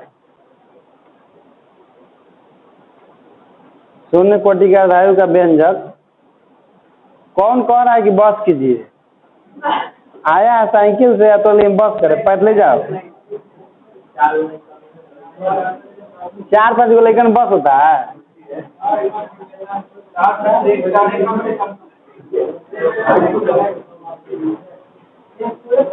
देखो बालक, देखो T बराबर R नोट माइनस R अब बटा में T न के न हो। यह देखो बालक सुनो, जब सुनो ना, जब T बराबर क्या होता है,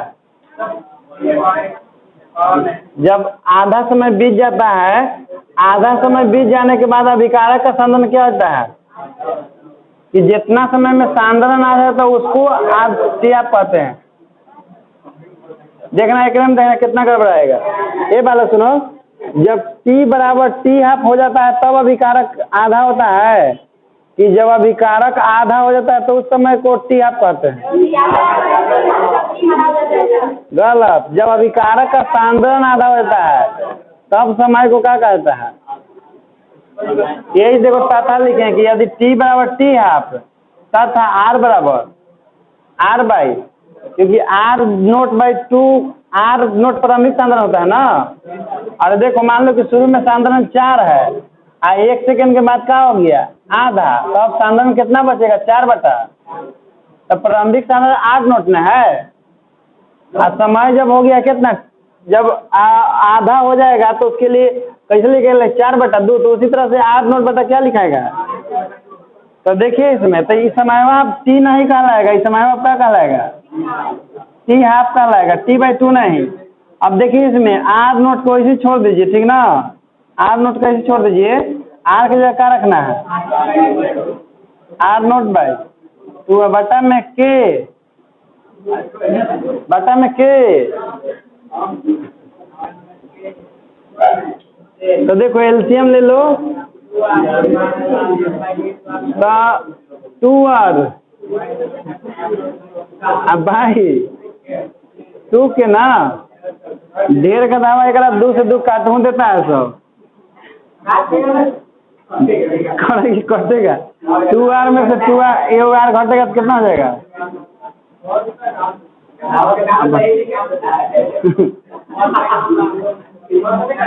चलो लिखो, यही हो गया शून्य कोटि का वायु का व्यंजक।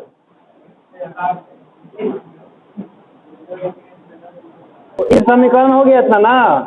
देखो अगर निष्कर्ष निकलता है, अगर देखो निष्कर्ष क्या है, ये वाला समझो निष्कर्ष देखो क्या है कि टी हाफ असमानुपाती आर नोट तथा ये वाला सुनो न रे, टी हाफ असमानुपाती 1 बाई के, क्योंकि 2 तो कांस्टेंट है ना, तो इसे लिख सकते हैं और इसको लिख सकते हैं इस तरह से ना। तो यहाँ लिखिएगा निष्कर्ष, हाँ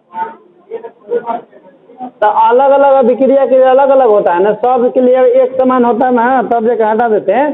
तो हम कोई विशेष अभिक्रिया के लिए नहीं लिखे हैं, वो जनरल अभिक्रिया के लिए लिख रहे हैं, इसलिए यहाँ के को कांस्टेंट ग्रुप में हटा नहीं सकते हैं, क्योंकि एक अभिक्रिया के लिए के का मान एक ही होता है शुरू से अंत तक। हमको पता नहीं है कि अभी मतलब कौन सा H2 वाला है कि केकर वाला है, ये पता है। ये जनरल अभिक्रिया के लिए प्राप्त किया गया शून्य कोटि के, तो के इसमें लिया जाएगा। तो निष्कर्ष में लिखिए वाला, हाँ लिख लिए, हाँ नहीं कॉपी में लिखो, निष्कर्ष निकाल लीजिए। चलो अब 1 नंबर 2 जो 9504 शुरू हो रहा हो कॉल करेंगे हम रात के। 1 नंबर देख लिखो,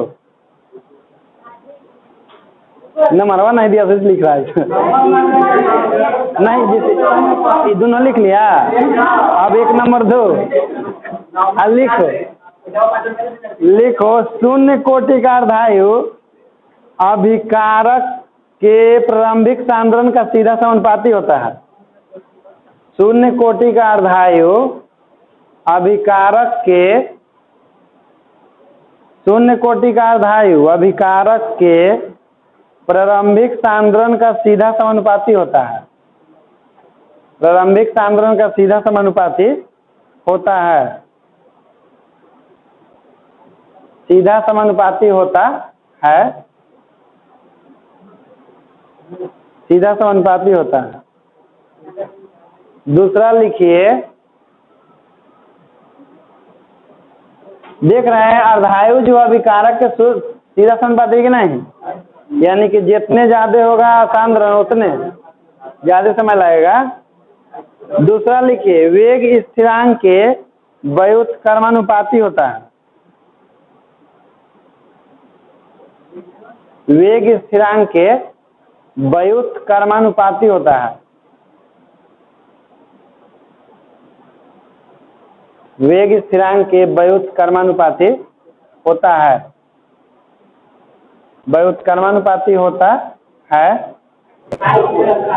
देखो जैसे ई तो वो फार्मूला हो ही गया शून्य कोटि की अभिक्रिया के लिए। कभी कभी देखिए कि आर नोट की जगह आर नहीं रहता है, कभी कभी आर नोट की जगह पर ए रहता है, क्योंकि सांद्रण को कुछ से हम लोग सूचित कर सकते हैं। तो जनरली कभी कभी ए भी रहता है, जैसे भारतीय वन की बुक पढ़िएगा देखिए उसमें ए होगा, लेकिन मॉडर्न केमिस्ट्री पढ़िएगा तो उसमें आर नोट मिलेगा आपको। अलग अलग प्रकाशन में एनसीईआरटी में आर ए नोट मिलेगा, अधिकांश में आर नोट रहता है। तो वो लिखिए था नो टॉपिक है अन्य पदों में शून्य कोटि के अर्धायु का सूत्र। अन्य पदों में शून्य कोटि के अर्धायु का सूत्र। अन्य पदों में शून्य कोटि के अर्धायु का सूत्र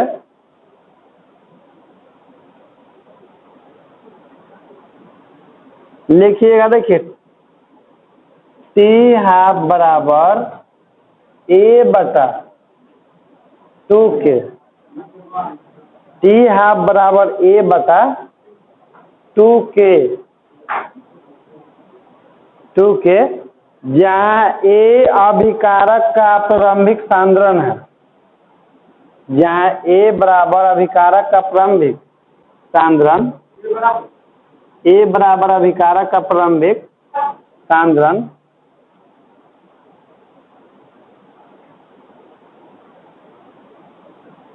अभिकारक का प्रारंभिक सांद्रण